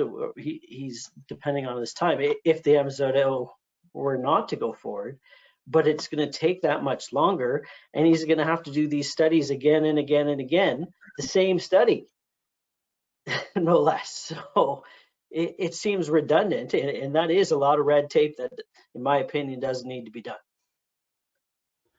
So quick follow-up then, can only a private company apply? So why don't we try to get an MZO from the township? Or can that only come from a developer? Sorry, blah, blah. Why don't we do stuff like that to eliminate red tape, or can we? Are you still there, Clint?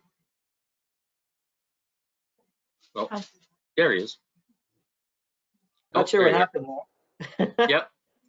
Did you hear Jason's question? I didn't catch it all. Okay, he was asking if we could apply for an MZO.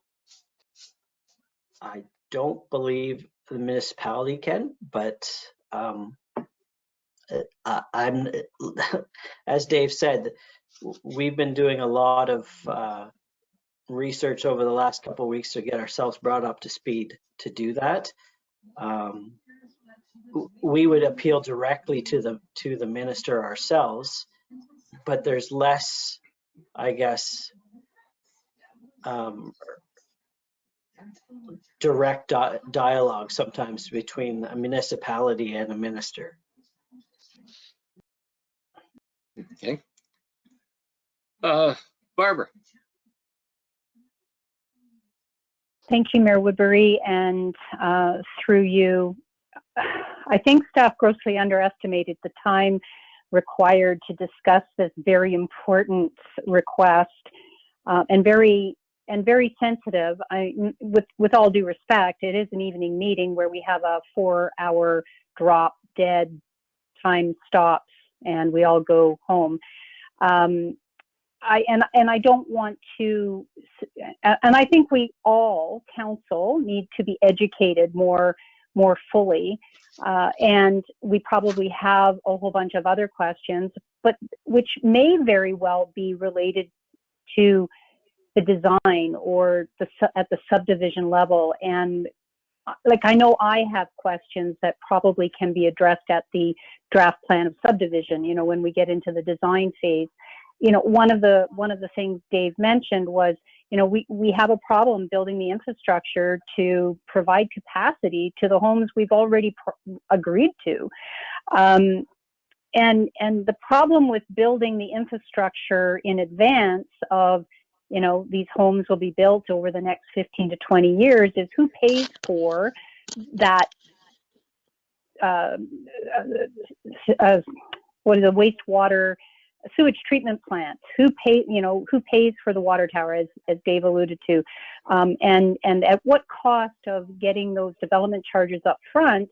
What is that cost in 15 years to the municipality when we've already received it? And like, it's understanding all of that, and I think it's great that the Flato is going to have an information session next Thursday. I think that would have alleviated some of the public's fears, and I know it might have if I had known beforehand, before yesterday, that was going to occur, I might have alleviated some of my angst. But should we be having a committee of the whole meeting at the first available opportunity so that council can really sit down with staff and say, okay, this is going to be our wish list.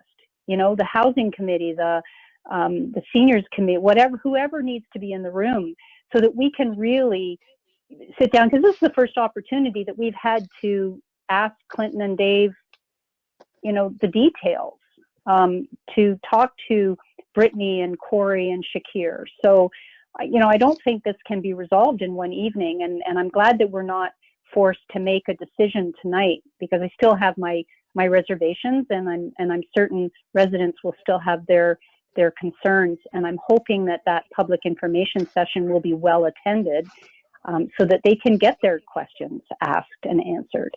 I don't know that I have an actual question. What is the feeling, or what does Dave think about, or the mayor think about having a committee of the whole where we can sit down and really have that visioning session about the benefit of these 3 properties to Southgate? I think from my point of view, you know, it's a good idea that we do that, but I think at this point, staff doesn't have enough information, and what I think we need to do is give them direction to continue down this road, so that we get that information, and that the meetings we have, whether committee of the whole or whatever, are fulsome, and that we can actually start deciding things. So I think that it's a great idea, but I think staff has to learn more, and we have to they have to go down the road more in order to see. And I think at this point, that's really like they're looking for direction, even in the proposed motion. But you know, I think to me, that's the direction to go, is to continue down this road. Barbara? So I guess the big question that's hovering in the room is, like, how soon do we have to make this decision? Because we can't keep going down the road waiting for council staff to come back to us at a council meeting to inform us of what they've learned. We've been left out of the loop for 2 or 3 weeks. Obviously, we didn't have a meeting, and it's not a criticism of staff. They've been trying to educate themselves over the last couple of weeks. But to bring this to an evening meeting, with all due respect, Shakir, we have a lot of questions, and I'm sure our residents do. But if you're expecting a decision, are we going to support it or not, by a certain date, whether that's the first meeting in February or the second meeting in February, what time do we have to have that committee of the whole? What time do we have to have our input into the education process? Thank you. Mm-hmm. Okay. Dave, did you want to comment at all? Yeah, and I think the biggest thing that we would next bring forward is if council's interested in proceeding down this path, we're looking for direction. But I think the step would be is for us to create a draft a development agreement with Flato, and present that to council as a discussion document of you know, the details of what they are going to continue and have to do. That type of development agreement, to go back to a question asked by Councillor Rice, that development agreement would be registered on title and inure on to any owner of these developments in the future. So these commitments, that's why we would want the paperwork in place to commit to putting money up front. And if there's money put up front for development charges for the future, those development charges, there'd be a payback schedule on that type of thing. If we require X amount of money, then that payment or that recapture of that money might be over 5 or 6 or 10 years at the prevailing development charges of the day. So development charges paid in advance, that would be all part of that type of development agreement. And all the conditions of the MZO and what would be expected in relation to what we've listed in the report. Okay, Barbara, and then Brian. So I respect that, you know, you want to create a development agreement, but the question before us this evening is whether or not we want to support the application of 3 MZOs. but I'm not prepared. I'm have more information tonight than I had on Thursday, and I had, more information yesterday than I had on Sunday. But if Shakir is asking us to support his application to the province for 3 ministerial zoning orders, and without a little bit more information, without maybe understanding what that development agreement may or may not look like, that development agreement can be a long process. But the question before us tonight is whether or not we're going to support the MZO, and I can't speak for other members of council, but I haven't made up my mind tonight. Actually, Barbara, that isn't the question. The question before us is, be it resolved that council receive the staff report as information and that we provide direction to staff. And I'm suggesting that we need more information. Just a second. Sorry. There's no question there saying we're approving things tonight. It's to provide direction. Okay, so go ahead. Thank you, Mayor Woodbury. I understand that, but Dave just mentioned that if we want to go down this path. No, if we're interested. Mm-hmm. Or if we go I'm down interested in being through you, Mayor Woodbury, I'm interested in being further educated so that I can make the best decision. And I would like to know what timeline Shakir is looking for to provide our decision. Okay. Shakir, what timelines are you looking at? So, Councillor Jobreen, I understand that you need more information, which I respect and I understand fully. I think next Thursday, if you please can make time for us and if you can attend that public information session, we would be going over all the things that we've discussed today. Plus, we're going to be discussing and responding to any comments or questions we may receive from the general public, residents, or from council members or staff members. So I think if you attend that would also give more information to you. I think in the meantime, I guess what we're requesting is if staff can continue working on this resolution and on the development agreement, because if they get direction from you tonight, then they can start working on the development agreement, because if they don't work on it, they will not be able to present anything to you. So I think go to the committee information session, public information session next Thursday. In the meantime, staff prepares the agreement, and then we come to the next council for discussion and for your decision. Okay, Dave. Thank you, Shakir. Yeah, and to just I didn't really get into Councillor DeBreen's comment, but I think a committee of the whole meeting would be really appropriate to, to dig into this. There's a lot. I'm not going to argue with anybody. There's a lot to this, and we need to present a development agreement that gets discussed in very fulsome discussion, and ensure we don't miss anything and get input to make sure it's an agreement that we can live with and that will support all the things we've talked about tonight. Mm-hmm. Okay. Thank you, Dave. Brian. Thank you, Mr. Mayor. I guess I'm a little bit taken aback at the ferocity of the opposition here, or the ferocity of the debate. I think it was indicated very clearly in Corey's presentation that the MZO will rezone the property. That's all it'll do. It zones it residential of some description.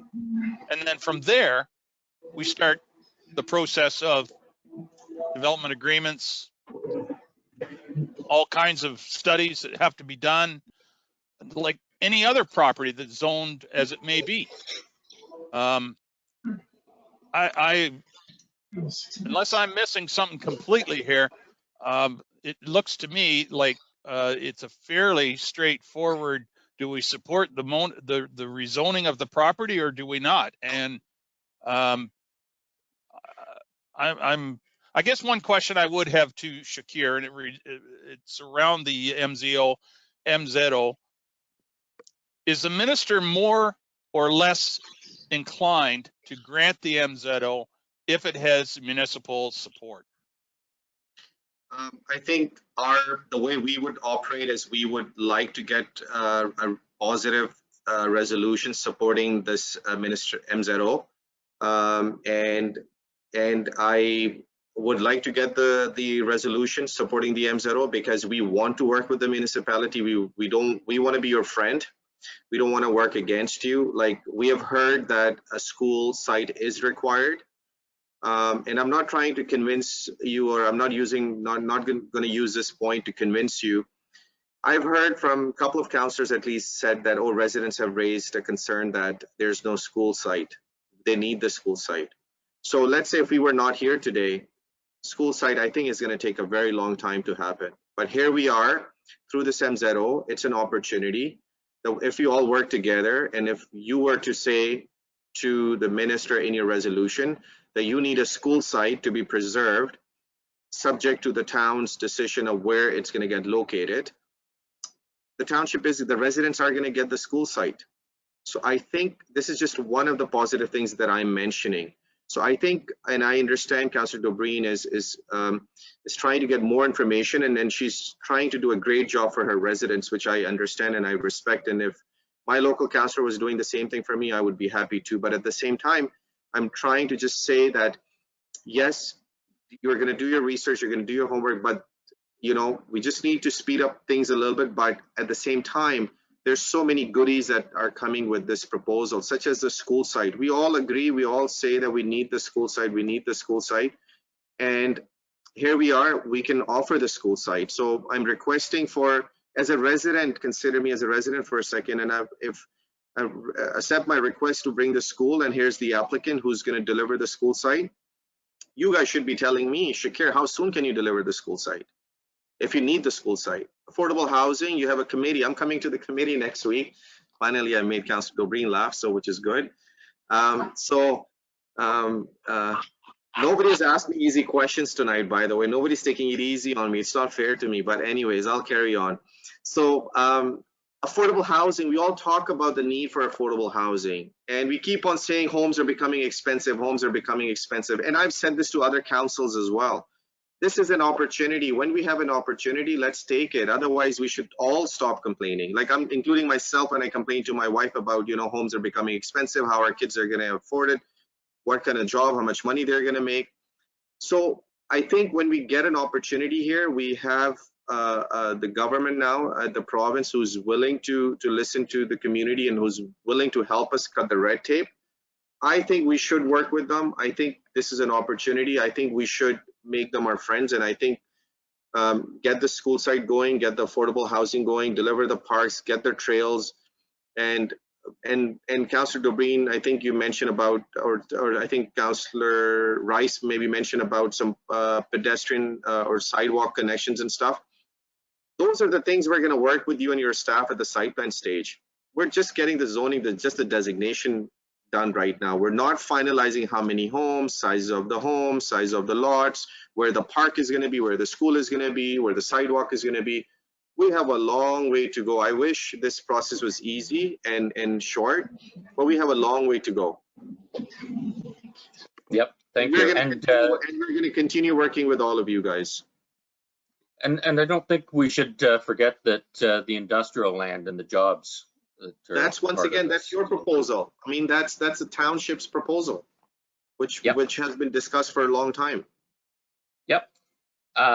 So I think at this time, like you said, Barbara, we've been going at this for quite a while, and it is a night meeting.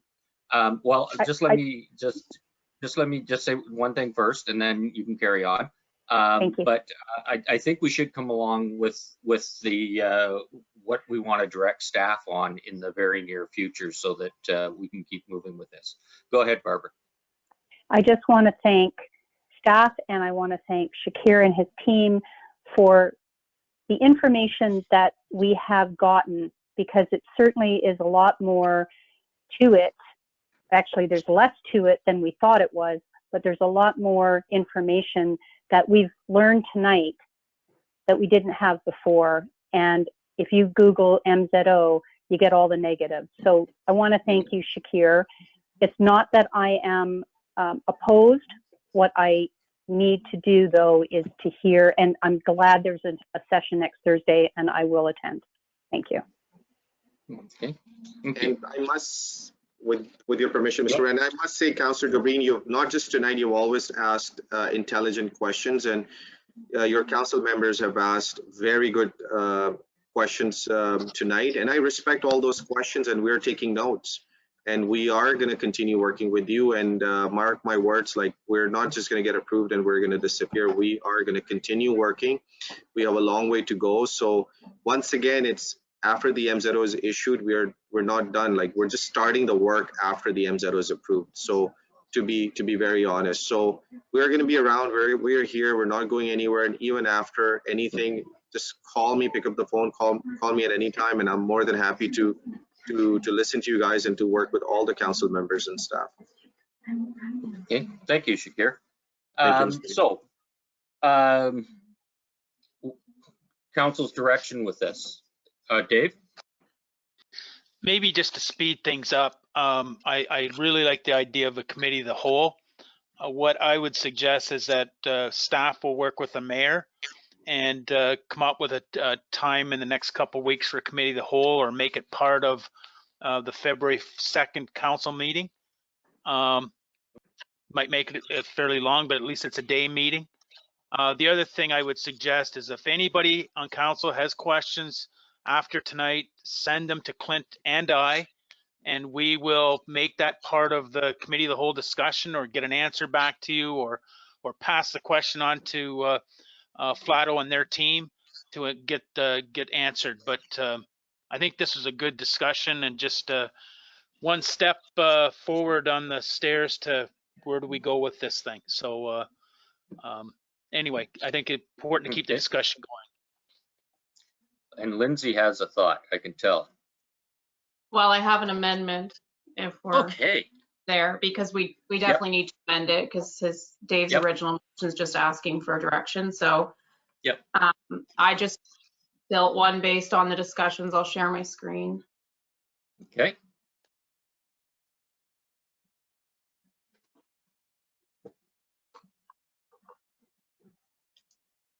So it would be amending the second clause and adding a third. Can everyone see that? I'll just read it, that council directs staff to continue gathering information about the ministry zoning orders and provide education to council at a future committee of the whole education training session as soon as possible, and that council directs staff to initiate the creation of a draft development agreement with Flato Developments Inc. for discussion with council at a future council meeting. Okay, would anyone like to move the amendment? Jim, and seconder Jason. Okay, any discussion on that? Not seeing any. Is anyone opposed? Okay, that is carried. So then we're back to the original motion as amended. Any further discussion on that? Okay, as Jason. I do, John. So it's not really. Maybe this is off. The meeting next week. That's not an official. The council can still ask questions at that, can we? Like, it's not a planning meeting. There is. It's it's a meeting hosted by Flato. Yeah, that's what I thought. So we can ask questions as well as the public. Yeah. Yeah, I would believe so. Okay, Shakir? Yes, sir. Yeah, anybody can ask any questions. Yes, for sure. Okay. In the meeting next week. Yeah, for sure. Okay, great. Thank you. Michael? I wasn't sent a notification of that meeting. I wonder if I get lost, or was it not sent out? Mayor Woodbury. I think it's. Go ahead, Lindsay. Yeah, Councillor Scheer said it wasn't through staff. This is a Flato meeting. So Tonight was actually the first time I heard about it, so we'll make sure we share it and stuff on social media, but it won't be in your calendars because it's not a staff or it's not a council public meeting or anything. Through talking with Shakir's people, they are going to issue invitations to all of council tomorrow, I think is what I was told. Okay. Okay, any other questions? Is anyone opposed to this motion? Then I'll declare that carried. So thank you, Shakir, and your team for all your time. And thanks, everybody. A lot of stuff to go over, but I think we've got a good start on it, at least now. Thank you, Mr. Mayor. Okay. Anyone else want a 5-minute break? Oh, there's a couple. Okay, so it's 8:05. How about 8:10?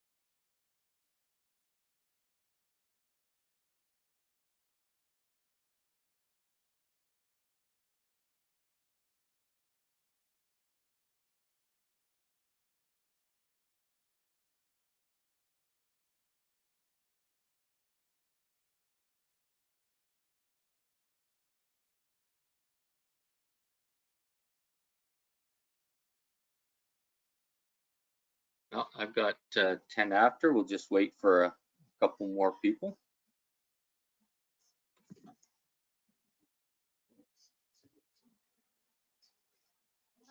Okay, we got Lindsay back.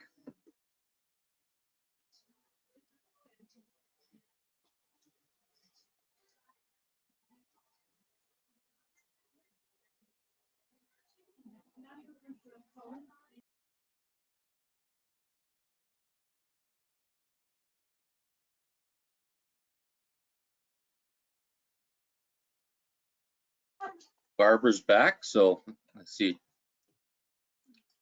Guess we're missing Brian, and then we'll get to Liam's report.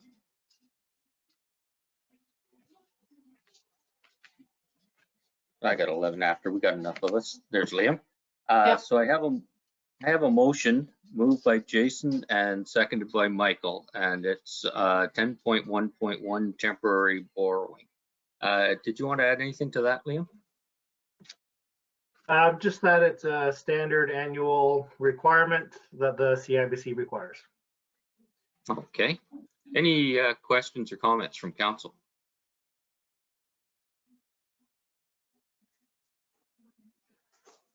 Okay, that looks pretty straightforward. Anyone opposed to this motion? Okay, seeing no one, that is carried. Next is the bylaw, moved by Barbara, seconded by Jim.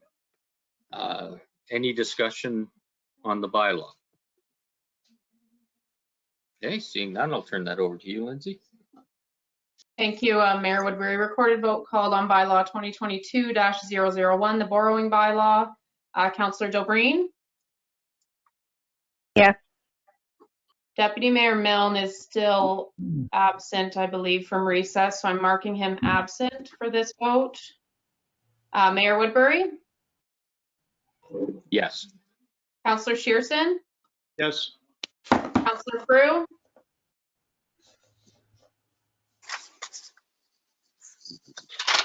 Yes. Councillor Shipston?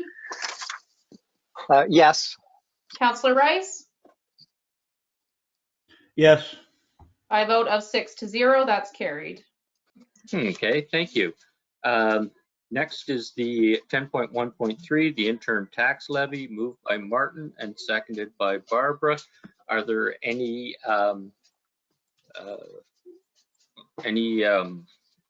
sorry, Liam, is there anything you wanted to add to that?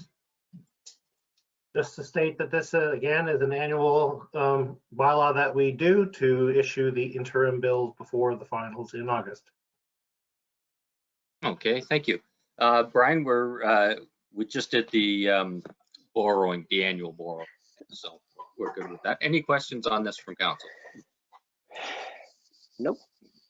Okay, seeing none, anyone opposed? And that is carried. Next is 10.1.4, the bylaw to go with that, and it's moved by Jim, seconded by Jason. Any comments or questions on this? Okay, seeing none, Lindsay, if you do the vote, please. Thank you, Mayor Woodbury. Recorded vote for bylaw 2022-002 for the interim tax levy. Councillor Shipston? Yes. Councillor Rice? Yes. Councillor Dobreen? In favor? Deputy Mayor Milne? Yay. Councillor Shearson? Yes. Mayor Woodbury? Yes. Councillor Frew? Yes. By a vote of 7-0, that's carried. Okay, thank you. 10.1.5, the fees and charges report, moved by Jason, seconded by Michael.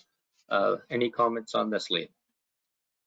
This report's coming forward because in December, council passed a bylaw which instituted a special public event application fee, which referred to the fees and charges bylaw. And the report stated that the fee would be $50. So this report and bylaw is to update the fees and charges bylaw with that previously approved $50. Okay, thank you. Any questions or comments? Okay, seeing none, is anyone opposed? That is carried. And next is 10.1.6, the bylaw to go with it, moved by Martin, seconded by Jim.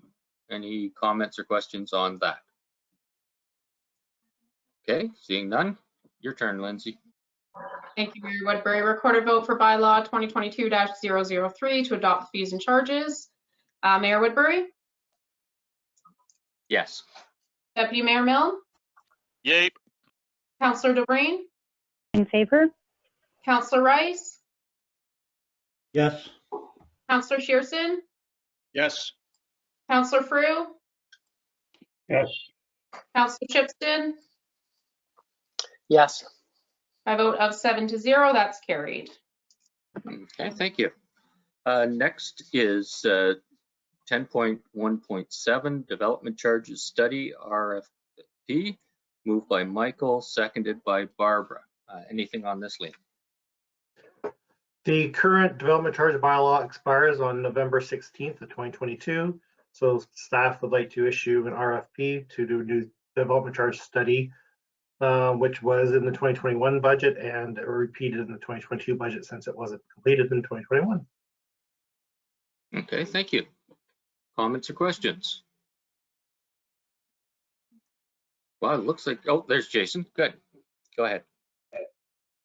I guess I'm just wondering, is this why we have to have a study? Can we not just kind of set them, or I don't know. That's kind of a vague question, but Yeah. I don't know who can handle that one. But. Yep. So, Yeah. Liam or Dave? so I will jump in. So the answer is yes. If we want to have a development charges, we need to go through the development charge study. Oh, there's a pretty simple answer for you. Any other questions? Barbara? Through you and to Liam. And that's every 5 years, correct? Go ahead, Liam. Yes, so the Development Charges Act requires the development charges to extend no more than 5 years. So that's why the bylaw has a natural expiry date. However, council can update development charges before the 5-year period, which they did in 2017. Okay, thank you. Thank you. Any other questions or comments? Okay, Martin? Well, I had a question, but Liam actually answered that when he said it was up because of an act. I was going to ask if it's provincially mandated, and if it's an act, it obviously is. So, yeah, if we have to do it, we have to do it. And with everything coming down the pipe, it might be a good idea to redo it, isn't it? Yep. Okay, Barbara? Just a follow up to that point, even though you update a development charges study or bylaw during that 5-year period, it doesn't extend it another 5 years. There still needs to be a study after those 60 months. Dave's nodding. Thank you. Yeah. Okay. Just to put something on that, Barb, as well, and for Jason, we actually collect DCs to help pay for the next DC study. It's a pretty rigorous process, and there has to be a study to support by a third party that supports our development fees based on projects we need in the next 5 years to and beyond. It can be a 10-year project put over to development charges, but to put in place the infrastructure we need to support our growth in our municipal. Okay, thank you. Any other questions or comments? Okay, Martin? Yeah, just with that, Dave, you mentioned a third party. These don't have to be peer reviewed, do they? Once we get a third party judgment or finding, that's it? There's nothing else? No. We're good to go? Yeah, when I say a third party, it's someone that's obviously not in our public area and someone that's not part of the municipality. It has to be someone at arm's length to the municipality doing these studies. Okay. Not seeing any others. Is anyone opposed to this motion? I'll declare that carried. And next is 10.1.8, donations, grants, and funding, moved by Martin, seconded by Michael. Liam, would you like to add anything to that? So the donations, grants, and funding policy requires individual organizations to submit requests by December 1st of 1 year for the following year. So by that deadline, I've received 2 applications for the Dundalk Dance Association and the Optimist Club of Egremont, which I'm recommending approval of in here. And then subsequent to the publishing the report in the agenda, another organization submitted an application that night. However, it's incomplete, and I'd like to follow up with them before discussing that with council. Okay, thank you. Barbara. Through you, Mayor Woodbury, for donations, it's the December 1st deadline, but for grants and funding, they can come throughout the year, correct, Liam? Yes, it does allow for grants and funding to come later in the year. However, it's hoped they come once a year, so we don't have to bring a report to council at every meeting. Okay, so I'm hoping that the Agricultural Society did reach out to you, because they did notice that they were not on the list, and I do believe that it was a technical issue with, you know, a letter not getting out of the outbox or something like that. But regardless, as long as donations and grants and funding can come at any time of the year, they're not bound by. They can still be considered if they've submitted an application, because I don't think it's a donation request, it's a funding request. Anyway, from the past, I looked at the past report. Thanks, Liam, for clarifying the deadline for the various items. Okay, thank you. And Michael. Yeah, I was just following up on Barb's there. I reached out to the Ag Society when I seen. They said that they had reached out to Liam but never got a response back from him. They had put one in, and then, as I said, I also see that the rodeo from Holstein is not been granted money this year. And I know last year it was the same. It was later that they got theirs too. So I just wanted to make sure that we capture those before budgeting. Mm-hmm. Okay, thank you. Any other questions or comments? Okay, seeing none. Is anyone opposed to the motion? That is carried. Okay, thank you, Liam. Next, we move on to Lindsay's reports. So that's 10.2.1, moved by Jim, seconded by Martin, and that's procedural bylaw amendments. Lindsay? Thank you, Mayor Woodbury. Just some amendments that I've been wanting to bring on a few things for a while, and a couple just updated because we changed the timing of our night meetings. So they're included there in the draft in track changes in red. So I guess I'll just take any questions. Oh, okay, let's see if there are any. Any questions, comments? Looks pretty quiet there. Barbara? Through you, Mayor Woodbury, and I've already sent on some comments to Lindsay that housekeeping or suggestions, but I am 4.3, it removed the recording of closed sessions, and I'm opposed to removing the recording of closed sessions. Okay. Any other questions or comments? Okay, so not seeing any other questions or comments. Let's do a recorded vote on this then, Lindsay. I'm not, sorry, Mayor Woodbury, yeah. I'm not opposed to the procedural bylaw amendments as recommended, other than, so if you want to separate that, I just feel that the recording serves as a true record of what happened when recollection between staff and council is in dispute. It also, if the public challenges whether a meeting was improperly closed or we discussed things other than what we were supposed to, it speeds the investigation by the ombudsman. Okay.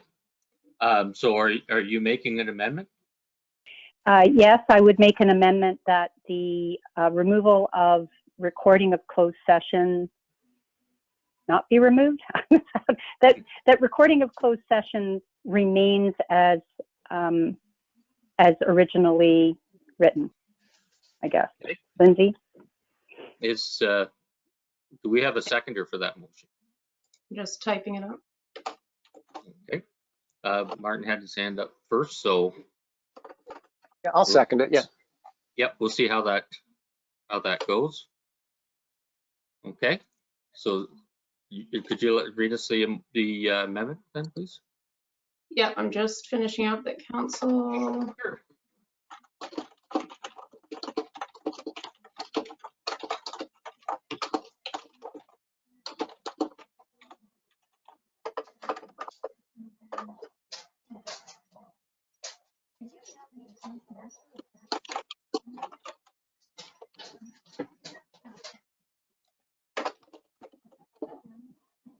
I'll just share my screen quick. Sorry for the delay. Okay, no problem.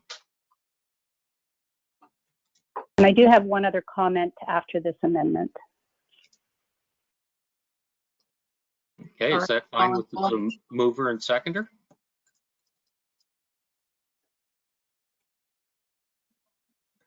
So I'll just read it out loud for anyone else that can't see. So the amendment would be that council amend the motion to add a third clause that states that the recording of closed session remains as originally written in the final version. Okay. All right, then that's fine with the mover and seconder? Yep, okay. Yes, thank you, Mayor Woodbury. Yep. Any discussion on this? Brian? Madam Clerk, is it required that we record the closed session? Video recorded, I'm asking? It is not, no. Do we know, if I might, Mr. Mayor, do we know of any other municipalities in the general area? I know the county does not. Do any of the other municipalities in the area video record their closed sessions? So in Grey County, I believe it's us and one other, maybe two others, but I can confirm that. Thank you. No one else. Thank you. Okay. Any other, Barb? I don't believe that the original wording was that it is a requirement to video record, but that the closed session would be either video or audio recorded at the very least. Lindsay, I don't have it. Yeah, it's sorry if I might, Councillor DeBreen, it states shall audio record. Thank you. Okay. Brian? So my question then is it a requirement to audio record the closed sessions? It is not, no. Thank you. Thank you. Okay. Barbara? And not to belabor it, it was a recommendation. It's recommended if possible. It was back in the day. That's why it ended up in the procedural bylaw. It was recommended by, I believe, the ombudsman in their before we had an integrity commissioner, not specifically to us in general, but that it was something that could be beneficial. Okay. Any other comments or questions? Martin? Well, I'm going to be honest, when I was going through this lengthy tome, I actually did miss that. So I appreciate Councillor DeBreen bringing it up. And that's one of the reasons why I second it. It might not be needed or a requirement, but I think it's good due diligence. We always talk about transparency and, you know, the first thing we did when we got into council, how you have to act, and it's just covering bases to have it in there. So I'm in full agreement. So it's a good thing to have in there, I guess, is what I'm saying. Okay. Any other comments or questions? Okay. Hearing none. Is anyone opposed to the amendment? Okay, so Lindsay, I'll get you to do the vote. And I'd like it a recorded vote, please. That's how Lindsay's going to do it. Thank you, Mayor Woodbury. So it's a recorded vote for the amendment The main motion? Councillor No, just the Shipston? amendment. Yep. Councillor Shipston? Yes. Mayor Woodbury? No. Councillor Rice? Yes. Deputy Mayor Milne? Nay. Councillor Frew? No. Councillor Dobreen? In favor? Councillor Pearson? No. By a vote of 4 to 3, that has lost. Okay, thank you. So now we're back to the original main motion. Any further discussion? Go ahead, Barbara. Yes, through you, the 5.6, where it talks about the cancellation of meetings in the event of bad weather. If we're considering a hybrid model where we are going to continue with a virtual option, would it not make sense? And I did send this on to Lindsay. I don't want to put her on the spot, so I'll ask the question of council. Would it make sense to have that as the option, that in the event of bad weather, the meeting would move to a virtual platform? We would already have given the public notice of how to access that virtual platform, because we were talking about a hybrid model. That's if we go with a hybrid model. And then we wouldn't have to cancel a meeting. We could just be notified by noon by the process that Lindsay outlines. We go to the virtual platform and we carry on. Okay. Any comments or ideas on that?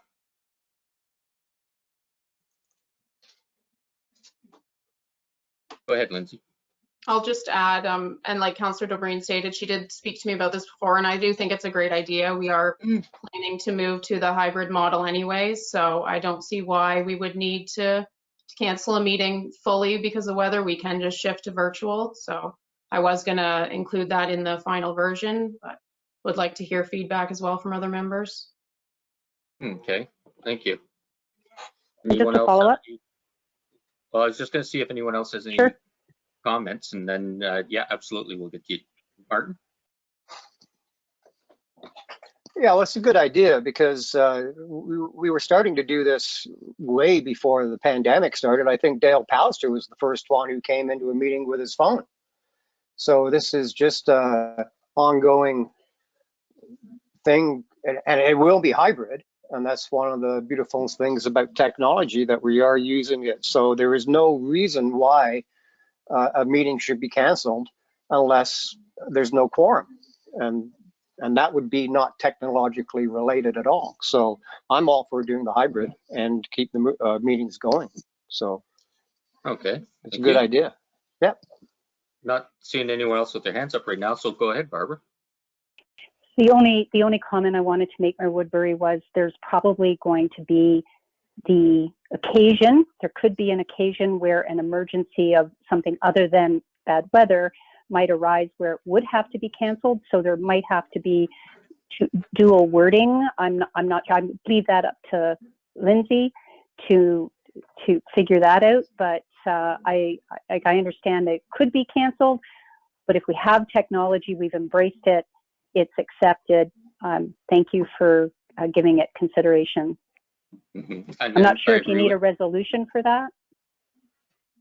Okay, I agree with you, because the other thing that could happen is we've all seen how wonderful technology is and how it fails. So if it is a bad weather event, driving there could be easier than trying to get it online. So we'd have to see. But yeah, if we could leave that with you, Lindsay. Yeah, I don't think a formal motion. I was going to make some changes there anyway, so I think we're good. Okay. So can we pass this as with that going to add into it, or how would you like to do this? Just pass as it was stated there in the agenda. That's fine. I'll bring back the final version to the next meeting with that included. Okay. Any other questions or comments? Okay, Martin. Yeah, Lindsay, I noticed in a couple of the preamble of the draft, it mentioned Robert's rules quite a bit. this is going on the website. Is there going to be a link to Robert's rules as well on the website in case some people are really interested in looking at this and then cross-referencing to that other great big tome we have to read? Sure. Could it just be So, put on the website as a link? yeah, well, in the very first page of the bylaw, there is a link there in the third whereas okay. clause, but I can get Holly on making Robert's Rules of Order more available and an easier spot to find for sure. We can do that, yeah. Okay. If you can without any bother, that's fine, but Yep. I just saw it. Thank you. Sure. Okay, not seeing any other hands up, I'll call the question. Is anyone opposed to this motion? And that is carried. Thank you, Lindsay. Next, we have the election sign bylaw, a draft of that. And that is moved by Michael and seconded by Jason. What would you like to tell us about this one, Lindsay?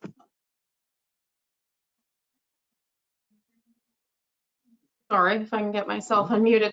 I thought that just doing a new bylaw was a bit cleaner of a process. The other one was a bit convoluted and we were trying to do some amendments to it. So I just thought a clean version would be better. I looked to quite a few municipalities at their bylaws and I tried to make it cleaner and more straightforward, and I still left some of the stuff from our old bylaw in there. So this is just a new version. I think it's cleaner. It obviously allows for the signs to be on the road allowance, which was the issue with the last bylaw, of course. So I just think this one is simpler and easier to follow. I know the site triangle definition is kind of confusing. I am going to do, our Jim Ellis actually has kind of done a little bit of a draw, but we'll make a more professional one that I will include in candidate information packages for the election and for future elections, just so if someone's out there actually trying to place a sign, they have a little pictogram to look at. So that should be easier. But I think this version gets done what we wanted to get done, and hopefully it's okay. Okay, great. Thank you. Any questions or comments? Brian, then Barbara. Thank you, Mr. Mayor. Yeah, thank you, Lindsay. I really appreciate the work you put into this. The bylaw to me is very clear. It's easy to understand. It's easy to enforce. And the emphasis is on safety to make sure the traveling public and anybody walking and all that kind of stuff is foremost. And I think it gets the job done very nicely. Thank you. Thank you. Yep, good. Thanks. Barbara. I want to echo what Brian said and thank Lindsay for the effort put into it. And I want to thank Jim Ellis for his drawing that he sent me. You know, it was like the rainbow crosswalk. Jim and his crayons can really convey an accurate picture. It was what I thought it was, the site triangle, but when you start talking this lateral line and that lateral line and where they intersect, I really like the idea of having the pictograph included, and maybe it can be included with the bylaw as well. And I do want to I want to also mention that 7 meters is, I think there was a 25-meter reference before, and we wondered where that came. Brian had raised where that number had been pulled out of, and 7 meters is much more reasonable, I think. So thank you. Yeah. Okay. Not seeing any other hands up on this, so I'll call the question. Is anyone opposed to this? And that is carried. So thank you, Lindsay. Next, we'll move on to Jim's reports. That's 10.3.1, and it's moved by Jim and seconded by Michael. Hi, Jim. Mr. Mayor, Yep. I'm going to declare an interest on this as one of the signatories to the request is a family member, so I'll send Lindsay the paperwork in the morning. Okay. We'll get you back after. Hi, Jim. Go ahead. Good evening, good people. This one, the request came from the property owners, and I forwarded. I said, well, I need something in writing if you're serious. So they presented that. So I've brought it to council's attention for consideration. I think it speaks for itself, mostly the report, but I'll take any questions if anyone has any. Okay. Thank you. Any questions or comments?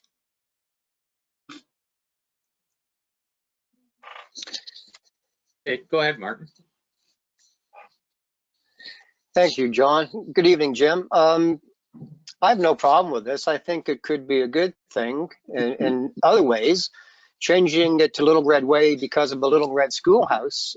Is there enough history behind this little section of road that it could justify a brown sign from the economic development to add it to their list of signs that hopefully will be made in the next couple of years?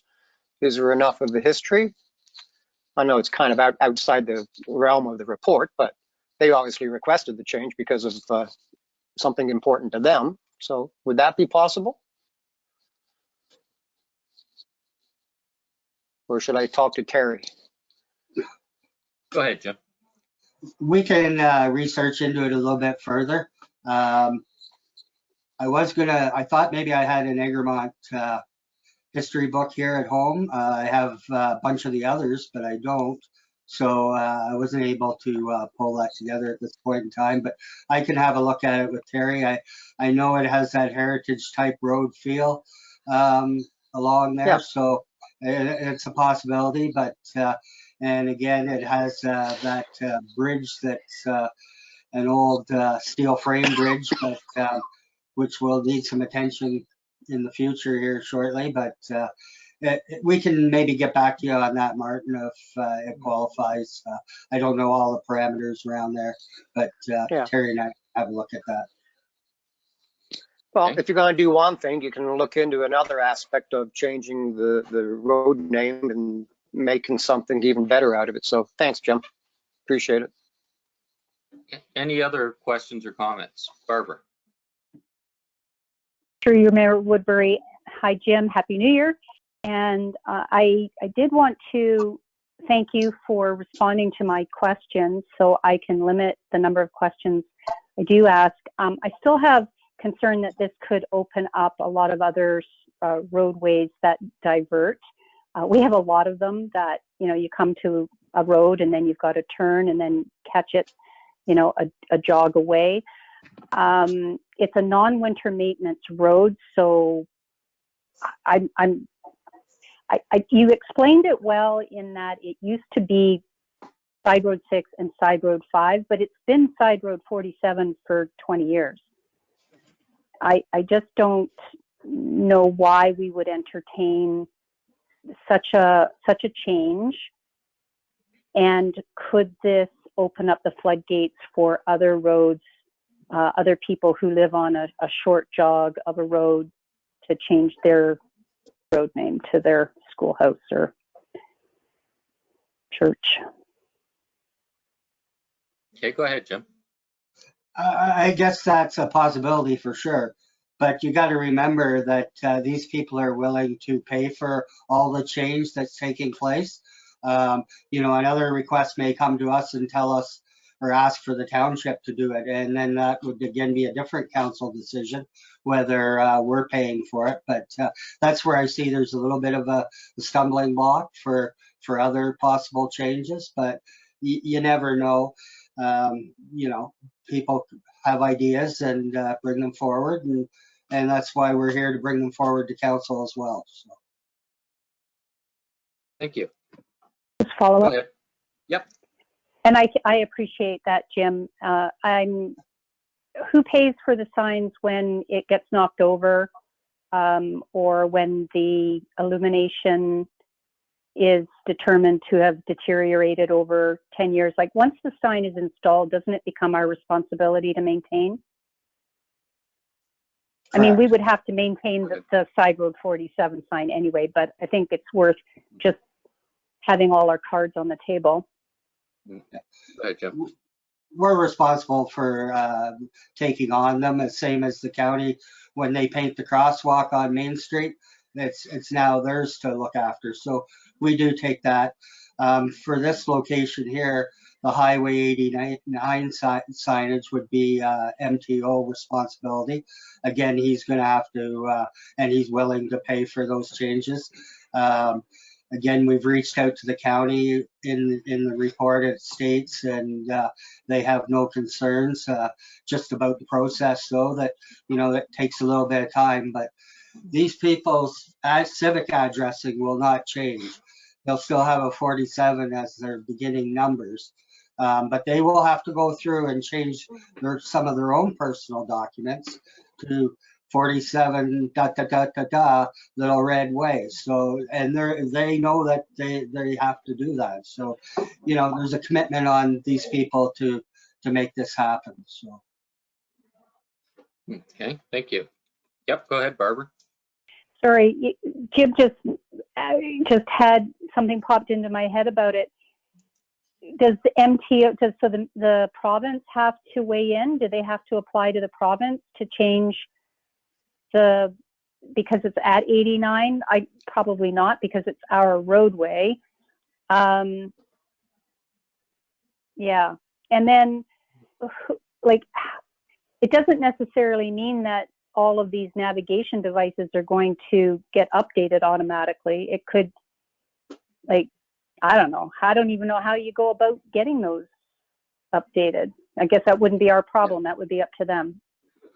Go ahead, Jim.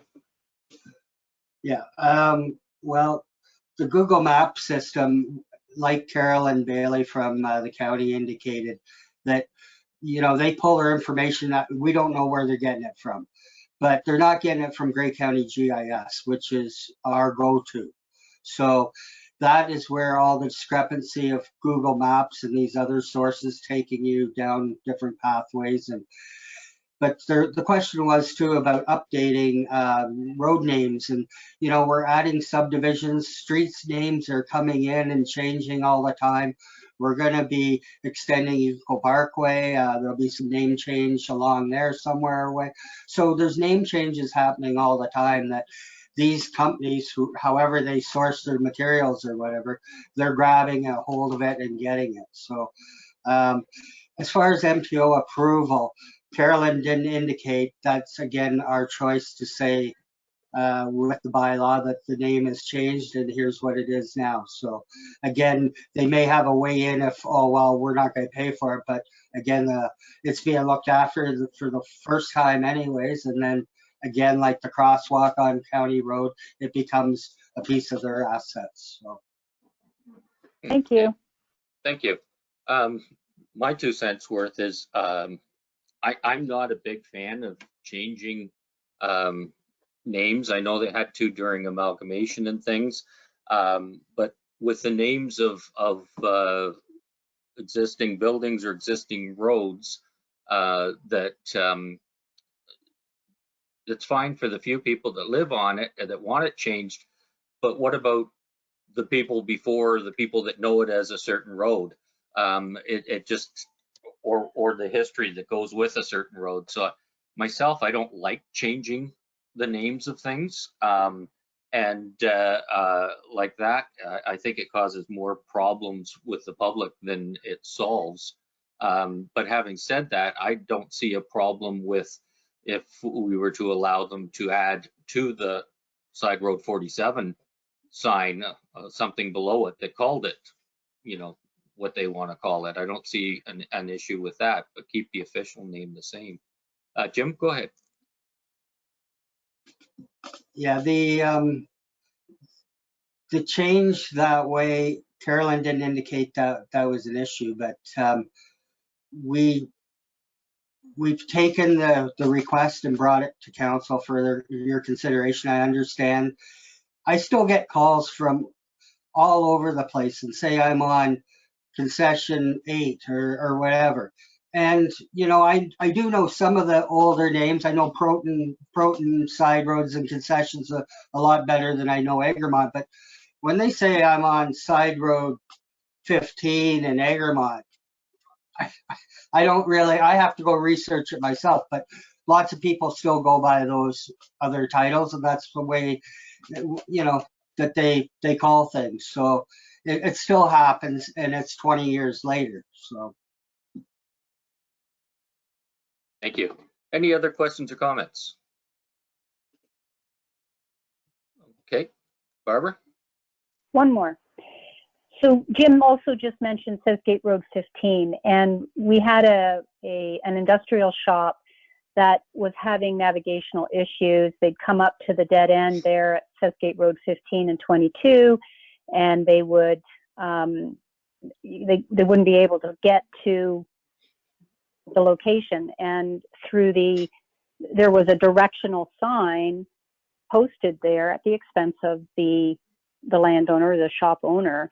Could that not help with directing their friends and business associates to their location instead of going through this process of changing a road name? I'm just wondering if that's an alternative. Okay, Jim? I don't think that's really the reasoning behind this one, as opposed to that location and having to go around a few different roads to get to where the destination was. That was more of the challenge. And again, people are using the Google Maps and they're giving them, this road goes straight through. Well, it doesn't go straight through. So that's, again, if they're using more of the GIS from Grey County, which people aren't really punching that into their navigation, that they're not getting to where they want to go via the Google Maps. So, but I don't think this is an apple to apple comparing those two situations. They're not alike. Okay, thank you. Not seeing any other questions. Okay, Jason?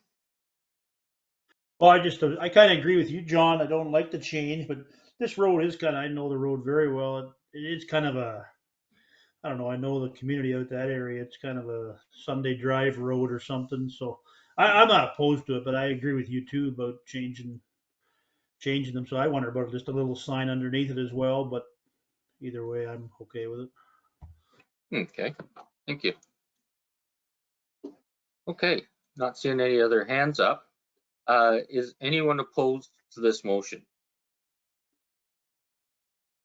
Okay, I'll declare that passed. 4 were for it and 2 against. So, Lindsay, I don't think we need a recorded vote for that, or would you like one?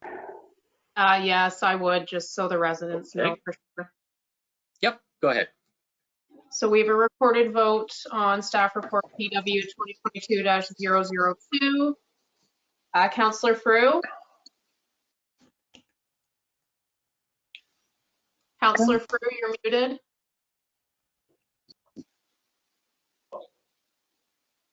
Sorry, that was no? Correct.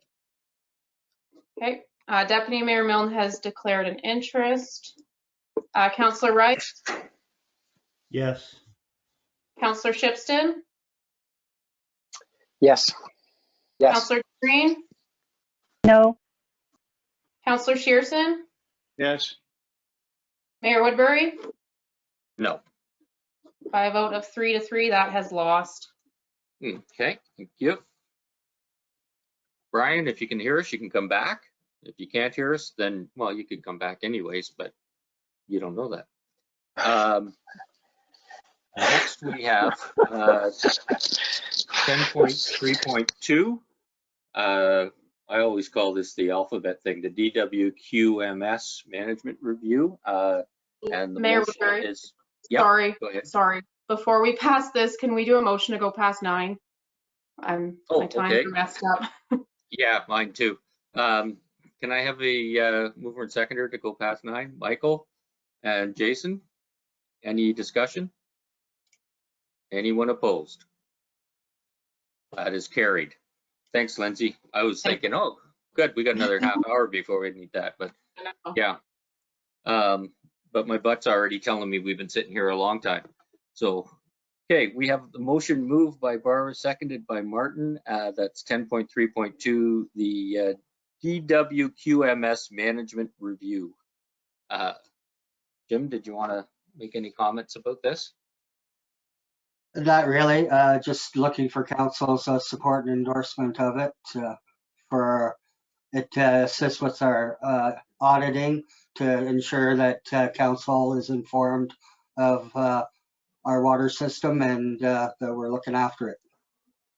Okay, thank you. And I sit in on both of the meetings for our water system, and I tell you, it's the amount that staff goes through to ensure the water is the quality that it is, and the reviews that that staff gets from the auditors on it are, I'd say, second to none. It's really well done. So Jim, thank you and your people for all they do on that. Any questions or comments from council?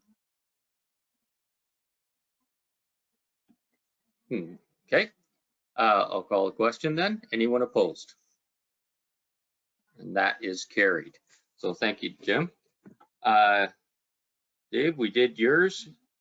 Kayla, you're there. We have a motion, 10.5.1. It's HR 2022-001. Hey, there you go.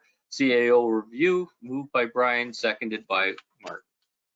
So Kayla, is there anything you'd like to add to this? I think I've captured most of it in the report, but I'm really just looking for a discussion and some direction from council. Okay. Any questions from or comments from council? Barbara? Through you, just reading the resolution, you're asking for feedback. This review was deferred or delayed, not sure for what reason, but I think that we should do a performance review as soon as possible.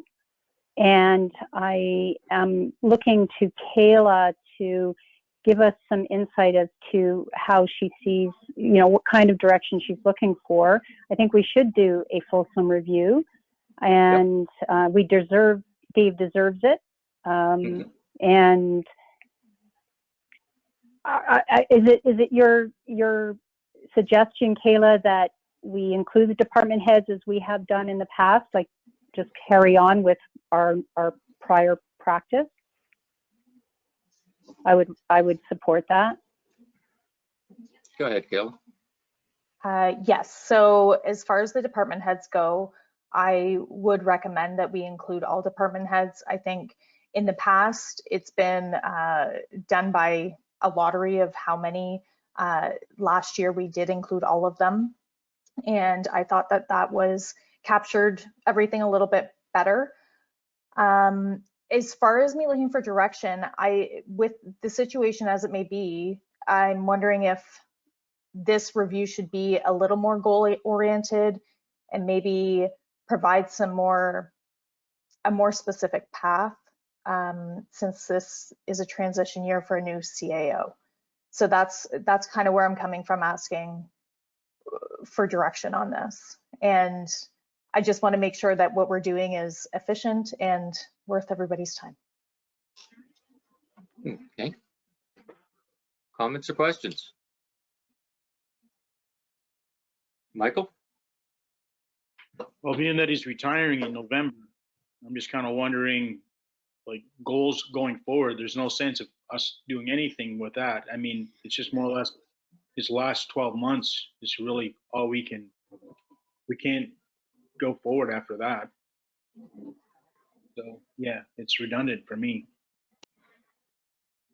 Okay. Martin, I see you turned your mic on. Do you have a comment? Yeah, I was just thinking, will this be more for the new CAO? Dave deserves a review for the last year, and I think that's how he gets certain bonuses as well. You could correct me about that. That's still irrelevant. So if you want to revamp this process, is it more for the new CAO coming in? Kayla? Because I agree that department heads should be involved. No lottery, no picking out of a hat. They should all be involved because they answer to the CAO. So I'm okay with that.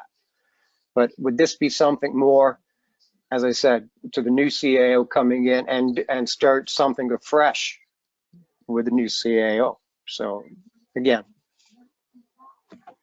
Go ahead, Kayla. I think that's a good conversation for when the new CAO arrives for this one.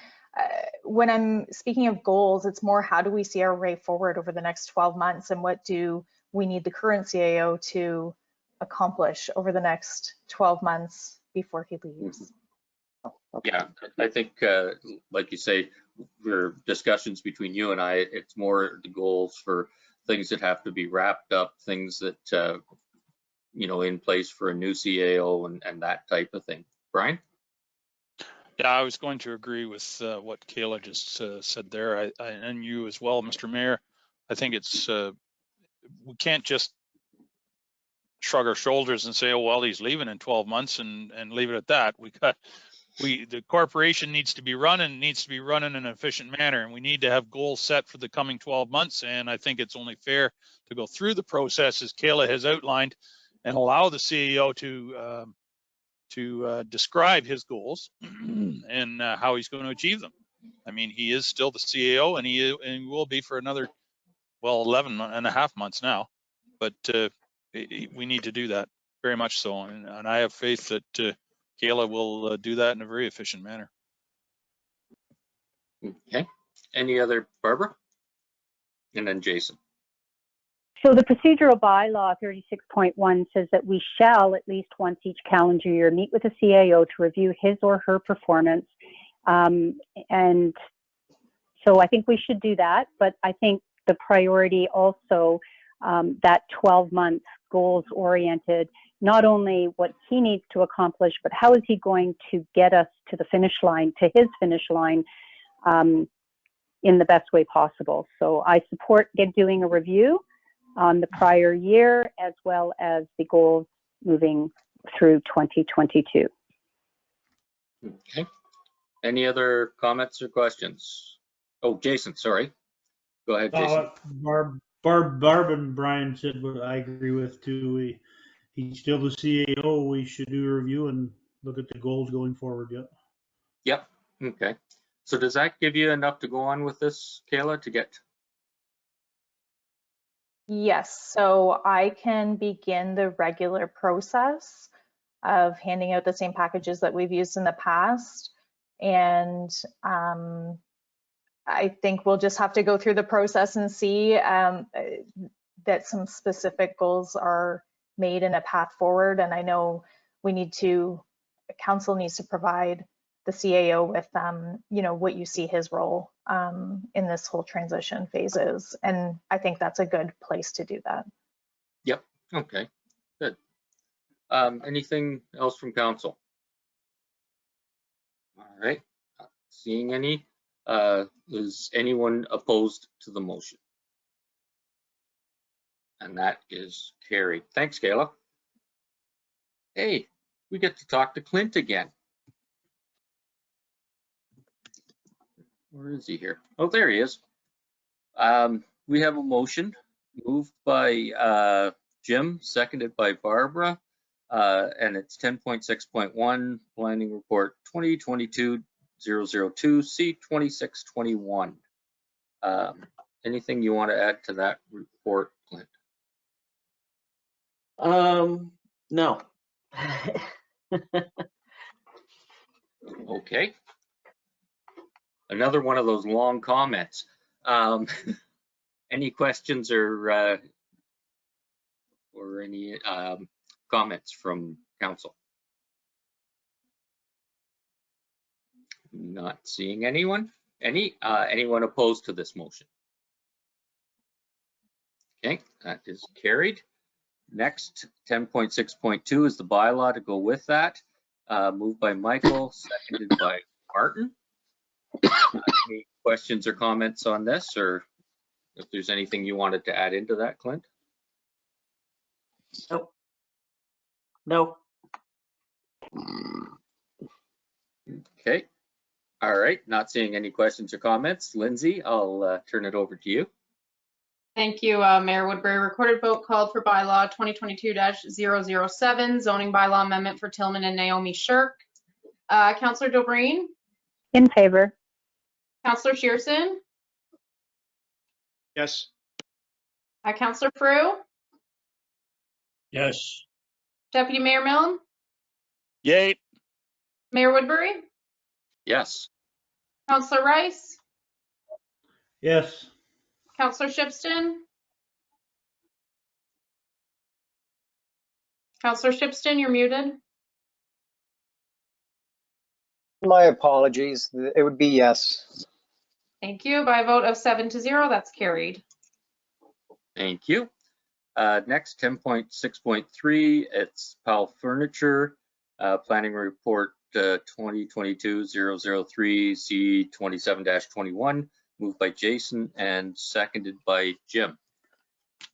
Let's see what Clint has to say. I am going to say one thing on this. Just to clarify, it is for a new industrial shop. It was noted to me that in one section of a report it refers to an addition to a shop, and it's not. That's just a typo. It is in fact a new shop being located on the property. Okay, thank you. Any questions or comments on this? All right, not seeing any. Is anyone opposed to this motion? And that is carried. Next, we have 10.6.4, the bylaw to go with that, moved by Michael, seconded by Barbara. Any comments or questions on the bylaw? Hey, Lindsay, how'd you like to do a vote? Sure. Recorded vote for bylaw 2022-008, zoning bylaw amendment for Powell Furniture. Councillor Rice, Yes. Councillor Shipston, Yes. Mayor Woodbury, Yes. Councillor Shearson, Yes. Deputy Mayor Milne, Yay. Councillor Dobreen, In favor. Councillor Frew. Yes. By a vote of 7-0, that's carried. Okay, thank you. Next, 10.6.5, that's Tobias Bowman Holdings, Inc. Moved by Barbara, seconded by Jim. Anything on this one, Clint? Just to comment that there was, when the public meeting was held, there was a comment from a member of the public, Mr. Ed Terpstra, I believe is how you pronounce that. Yeah. Who submitted some comments and had some questions in relation to potential contamination of there's a ditch or a water course to the one side, which crosses the county road and then goes into his property, which his cattle feed from or drink from. And so he was concerned about that. And I noted that most of those issues, or all of those issues, will be addressed through the site plan stage, and a drainage plan will be required at that time to make sure that it's not draining into the ditch. Okay, thank you. Comments or questions? All right, not seeing any. Is anyone opposed to that motion? And that is carried. Next is the bylaw to go with it, moved by Jason, seconded by Martin. Any comments or questions on this? We'll give Lindsay something to do again. Thank you, Mayor Woodbury. Recorded vote for bylaw 2022-009, zoning bylaw amendment for Tobias M. Bowman Holdings. Councillor Dobreen, In favor. Deputy Mayor Milne, Yay. Mayor Woodbury, Yes. Councillor Shearson, Yes. Councillor Frew, Yes. Councillor Shipston, Yes.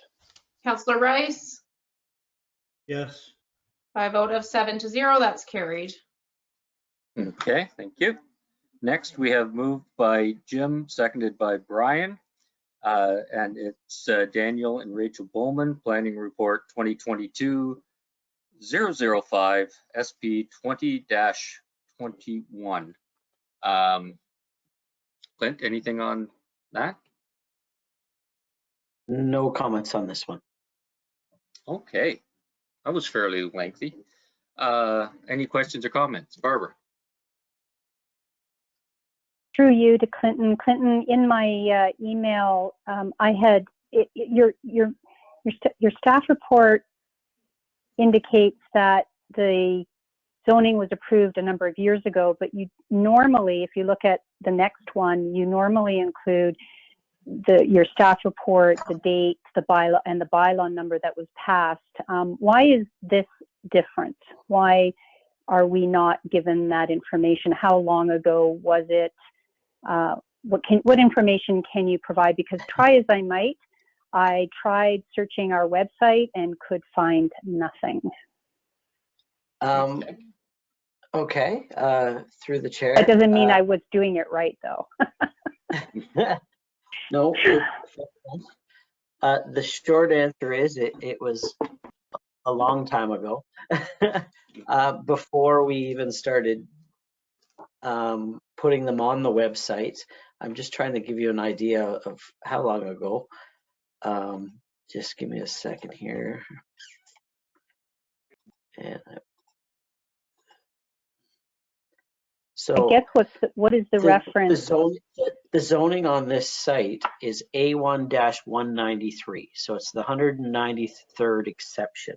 So that would have been done sometime, I want to say in 2012 or 13. So nearly 10 years ago is when that was done. So we don't necessarily have that on file to link to right away. So it's in our comprehensive bylaw and the provisions are there, but the actual bylaw information is past our what's the word, the keep it, the retention bylaw period. Yeah. So we wouldn't even have the file for that anymore. I couldn't, sorry, through you, Mayor? Yep, go ahead. Yep. So Clinton, you remember when I first got on council and I went through the bylaw book and did that Excel spreadsheet summary of bylaws prior to 2009? I tried to keep that up, but then they started to come in too quickly or too frequently. And I kind of let that fall to the wayside, but I couldn't even find it on that one.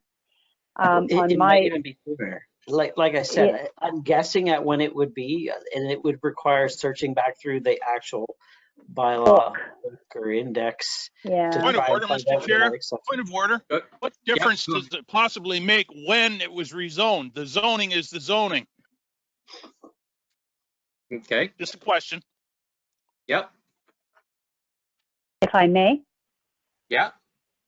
I think it's important that we're consistent and that we're making sure that we have the information. It was inconsistent to all of the reports that Clinton has provided on today's agenda, and I'm asking the question. He has given me reassurance that it's in the comprehensive bylaw, but that I just needed to ask the question. So with all due respect, I think it is important. And it's been answered now, so we're good. Any other questions or comments? Not seeing any other questions or comments. Okay, is anyone opposed to this motion? And that is carried. Next, we have the bylaw, moved by Barbara, seconded by Martin. Any questions or comments on the bylaw? Okay, Lindsay, go ahead. Thank you, Mayor Woodbury. Recorded vote for bylaw 2022-010, site plan agreement for Daniel and Rachel Bauman. Councillor Shipston? Yes. Councillor Rice? Yes. Councillor Dobreen? In favor. Deputy Mayor Milne? Yay. Councillor Shearson? Yes. Mayor Woodbury? Yes. Councillor Frew? Yes. By a vote of 7-0, that's carried. Okay, Thank you. Next, we have moved by Jim, seconded by Michael, and that's Cleomar Machining, Inc. Planning Report 2022-007, Site Plan 22 and 21. Anything you wanted to add to that, Clint? No, I think this one is good on its own. Okay, questions or comments? Seeing none, anyone opposed? That is carried. Next is the bylaw, moved by Jason, seconded by Barbara. Questions or comments? Okay, seeing none, Lindsay, go ahead. Thank you, Mayor Woodbury. Recorded vote for bylaw 2022-012, site plan for Cleomar Machining, Inc. Mayor Woodbury? Yes. Deputy Mayor Milne? Yay. Councillor DeBreen? In favor. Councillor Rice? Yes. Councillor Shearson? Yes. Councillor Frew? Yes. Councillor Shannon? Yes. By a vote of 7-0, that's carried. Okay, thank you. We have nothing in bylaws and motions. I haven't received any notice of motions. Does anyone have any? Okay, seeing none. We'll go into the regular consent agenda, moved by Michael and seconded by Brian. I don't think there was any removed from that. Any discussion on any of those? Barbara? There's a number of staff reports in here. The first 13.1.1, the Dundalk Old Town Hall update. I'm not sure where, I mean, it's received for information, but I'm not sure what the next step is, Dave. And I still have concerns that there's an open-ended maintenance obligation, and I would feel more comfortable knowing what the expectation is beyond that $175,000 capital contribution on maintenance of a privately owned building going forward. What's the status of Team Town Hall? Yeah, it's a nice update, and it's very nice to know that the lease obligation has Plateau is offering to cover that for 20 years. Does that take the burden from Team Town Hall for a full $10,000 a year, or I mean, so that they can focus on fundraising for their programming, their ongoing, utility costs and their space, as opposed to paying us $10,000 for the lease? Those were the types of questions that popped into my mind, Dave. Go ahead, Dave. Yeah, so that report is meant just to update council on the progress. We had hoped to make more progress, but things slowed down considerably over Christmas and getting restarted. We got into discussions with Junction and their involvement. So we hope to bring back more detail in February and maybe a decision, because I think the big stumbling block right now is the long-term capital commitments. Where's the 175 coming from, and so on. So anyway, we're working with Junction and Team Town Hall as partners and seeing if we can put that together.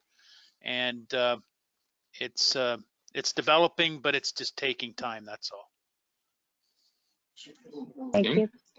Thank you. Any other questions or comments about any of the regular business stuff? Okay, Barbara? 13.1.3 council conference costs.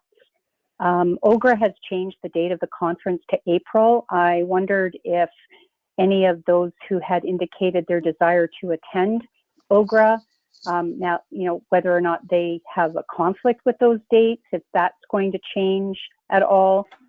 And I would still encourage participation in the FCM conference virtually. I think traveling, booking flights can be booked quite cheaply, but they're non-refundable. And we just don't know about conferences being changed to virtual format anyway due to ongoing pandemic, flight restrictions, travel restrictions, having to incur PCR tests before and after, taxis, travel insurance, medical insurance, all of those other things. And I think in the interest of keeping our council members safe and our staff safe, anyone, I just strongly suggest that it be a virtual participation this year. Okay, any other, thank you for that. Anyone else have any other stuff that they want to talk to about the consent? Regular business stuff?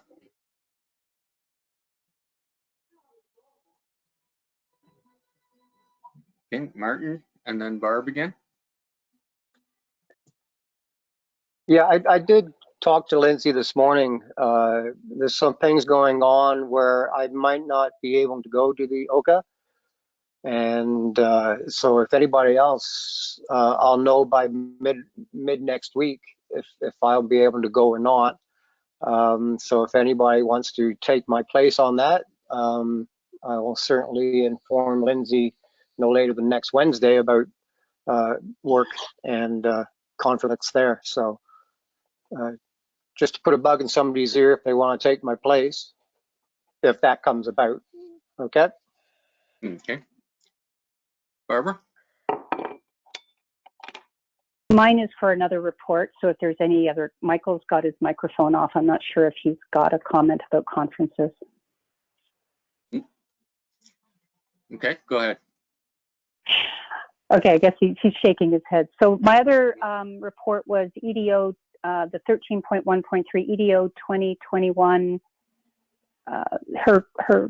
Terry's quarterly report. I see Terry's on the call, and I just want to, I first off want to say what a great report.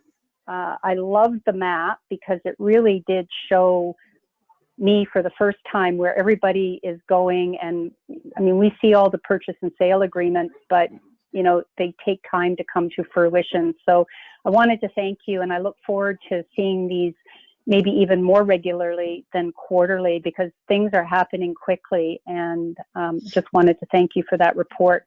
The attachment 2, no, I think I got my answer earlier tonight. Okay, and I got my other answer. Thank you very much. Okay, well, good seeing you anyways, Terry. Okay, not seeing any other hands up. I'll call the question on the regular business consent items. Anyone opposed? Okay, that is carried. Next, we have the correspondence moved by Barb and seconded by Martin, and I have the request to pull the junction proclamation. So we'll that's 13.2.16. So we'll pull that. So any of the other correspondence, does anyone want to comment on? Okay, seeing nothing at this point. Anyone opposed to the motion? That is carried. And Barb, you wanted to pull the JCI one, so I'll let you speak to that and make your motion, and then we'll see if you have a seconder. Thank you, Mayor Woodbury. And I did check with Lindsay on this, that if, you know, if we've supported a proclamation in the past, I guess I should state my motion first. It's not appropriate to discuss it. Be it resolved that Council receives Junction Community Initiatives correspondence for information, and that Council hereby proclaims February 2022 as Black History Month, and that staff issue a proclamation certificate as they did in 2021, and that this proclamation be shared across the township's social media platforms. Okay, do we have a seconder? Brian will second that. Okay, so then you wanted to add something to that, Barbara? I just wanted to clarify or explain that I checked with Lindsay, and that just because we supported it last year, doesn't mean that she would automatically issue that proclamation without a formal resolution. So I just basically updated last year's resolution with her assistance. Okay, great. Anybody have any questions or comments? Brian. I just think it's important, Mr. Mayor, to recognize all of the community and all of the important parts of the community. And this is an excellent way of doing that. As council will know, I've advocated for other initiatives in the past, but I'm happy to see that this one has come forward, and I'm happy to support it. Thank you, Mr. Mayor. Okay. Yep. Not seeing any more hands up at this point, so I'll call the question. Is anyone opposed to this? Seeing none, that is passed. So, yep, thank you. Thank you for bringing that up. Next, we have moved by Jim, seconded by Jason, resolutions from other municipalities. I didn't get any of these notified. Any were pulled, but would anyone like to comment on any of these? Okay, not seeing anything. Is anyone opposed to this motion? Okay, that is carried, and there's no closed session consent items to go through. With the county report, there wasn't a ton on the, I'm just trying to get to the page again. There wasn't a ton on the agenda. We had more in our consent things than we actually had in the discussion part of the agenda. We're doing a fair bit on the homeless enumeration and setting the priorities for the county. And Climate Change Task Force had the minutes approved, things like that. But I don't think there was much else on the on that. Brian, is there anything to note that you know? As always, Mr. Mayor, you've covered it well. Okay, so there we go. So again, if anyone has any questions or comments, feel free to get a hold of us or talk to us. Does anyone have anything at this point? Don't see any. Members' privilege. Brian. Just a shout out, Mr. Mayor, to the fire department. They've received their new truck. They were working on it last night. I think the chief slept in the truck last night just so he could get himself familiarized with it. And it's a sharp looking unit, and as it should be for the price tag, but nonetheless, it's a wonderful addition to the fleet. And I look forward to, well, maybe not look forward to it seeing out in the community, but the community should be confident that the fire department has the tools to get the job done. So kudos to Chief Melnick and his firefighters. Absolutely, yes. Thank you, Brian. I think this is a kind of a milestone for a fairly new chief to order a truck of this magnitude that is so geared to the community. So kudos to you, Chief, on that. Any other? Oh, I should mention that the deputy mayor was not a grandfather, I don't know, 6-8 months ago or something, and now he has 2 grandchildren. So, and one of our staff members has delivered a girl. So congratulations there.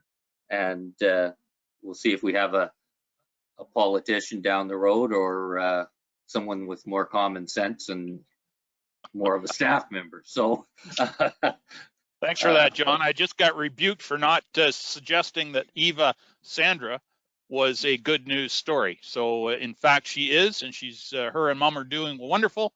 And thank you very much for reminding me. Yep, there you go.